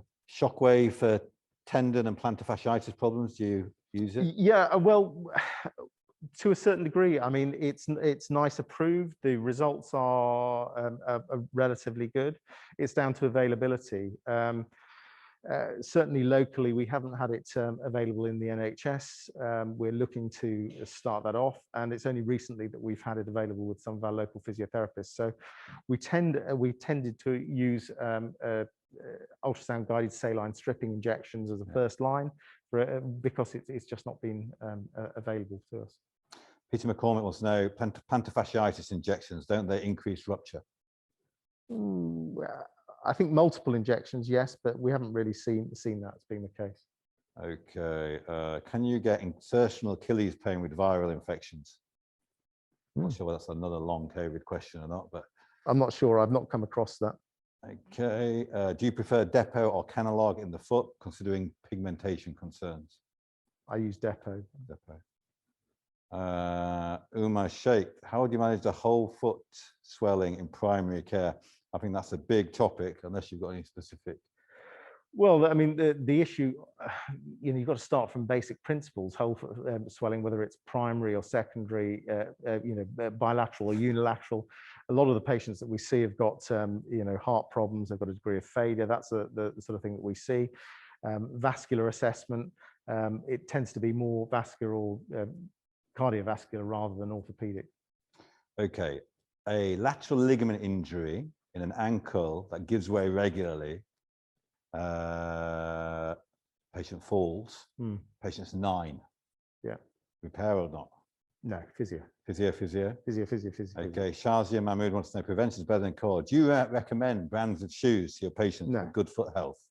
No. Do you recommend reliable running shoe brands? Not really. I mean, there are physios, and some physios do that for us. Yeah. Yeah. I don't personally. I think it's more a general principle in terms of, for example, children. I don't tend to recommend orthotics in kids. I think if they're getting well-fitted shoes, whether they be Clarks or etc., that's fine. And if you're a keen runner, not spending ridiculous amounts of money, but getting some decent shoes are probably what's required rather than anything specific. Okay, 2 last questions. Treatment of a chronic Achilles tear. Sagita wants to know that. I suppose it depends on the age of the patient, does it? Or... Yeah, definitely depends on the age of the patient and functional disturbance. If the Achilles, we occasionally get, someone that turfs up, been on holiday abroad, or they were on a cruise, and 6 months later they come with a non-diagnosed Achilles rupture. The Achilles will heal up. The problem is that it heals up functionally lengthened. Now, you can accommodate that loss of muscular power with physiotherapy to a degree. You will have some people that can't, and if they're absolutely crippled in terms of their gait pattern, then secondary reconstruction, shortening, etc., is possible. Right, and Dean, so the last question is a knee question. I'll let you answer it because you're a knee replacement surgeon as well. Post-knee replacement, different surgeons give different advice regarding exercise. How do you feel about contact jumping sports after knee replacement? I don't have any constraints particularly. I think the reality is if your patient is that active that they want to be undertaking a contact sport, they probably shouldn't have had a knee replacement in the first place. But that's a slightly separate issue. And they're going to wear it out quickly. And they're going to wear it out. It's a balanced answer according to really what the desires of the patient are and whether their life will be ruined by not undertaking whatever activity that it is that they want to do. Brilliant. Thank you very much. No problem. Thanks, Dean. Okay, guys, we'll just wrap up there if that's okay. Thank you ever so much to Össur again, and our volunteers, Georgie and Sherry, and all the speakers, and thank you for the interesting questions. All the slides will be available if you email Georgie at surreyorthopaedicclinic.com or admin@surreyorthopaedicclinic.com. If she can get the speakers to part with them, I think that'll be okay. The meeting will be on the Össur YouTube channel, or go to Össur Academy. We have the Surrey Knee meeting, which will be in the back end of the year. Hopefully that's face to face. And that's also on the Össur Academy. And in the next month, myself and Andy Goodall are going to do an event on the realities of managing the injured knee from a physio and a surgeon's perspective, and hopefully not by a social media perspective. So look out for that, and this channel will provide you with further information. Have a good night. Enjoy line of duty. Thank you very much.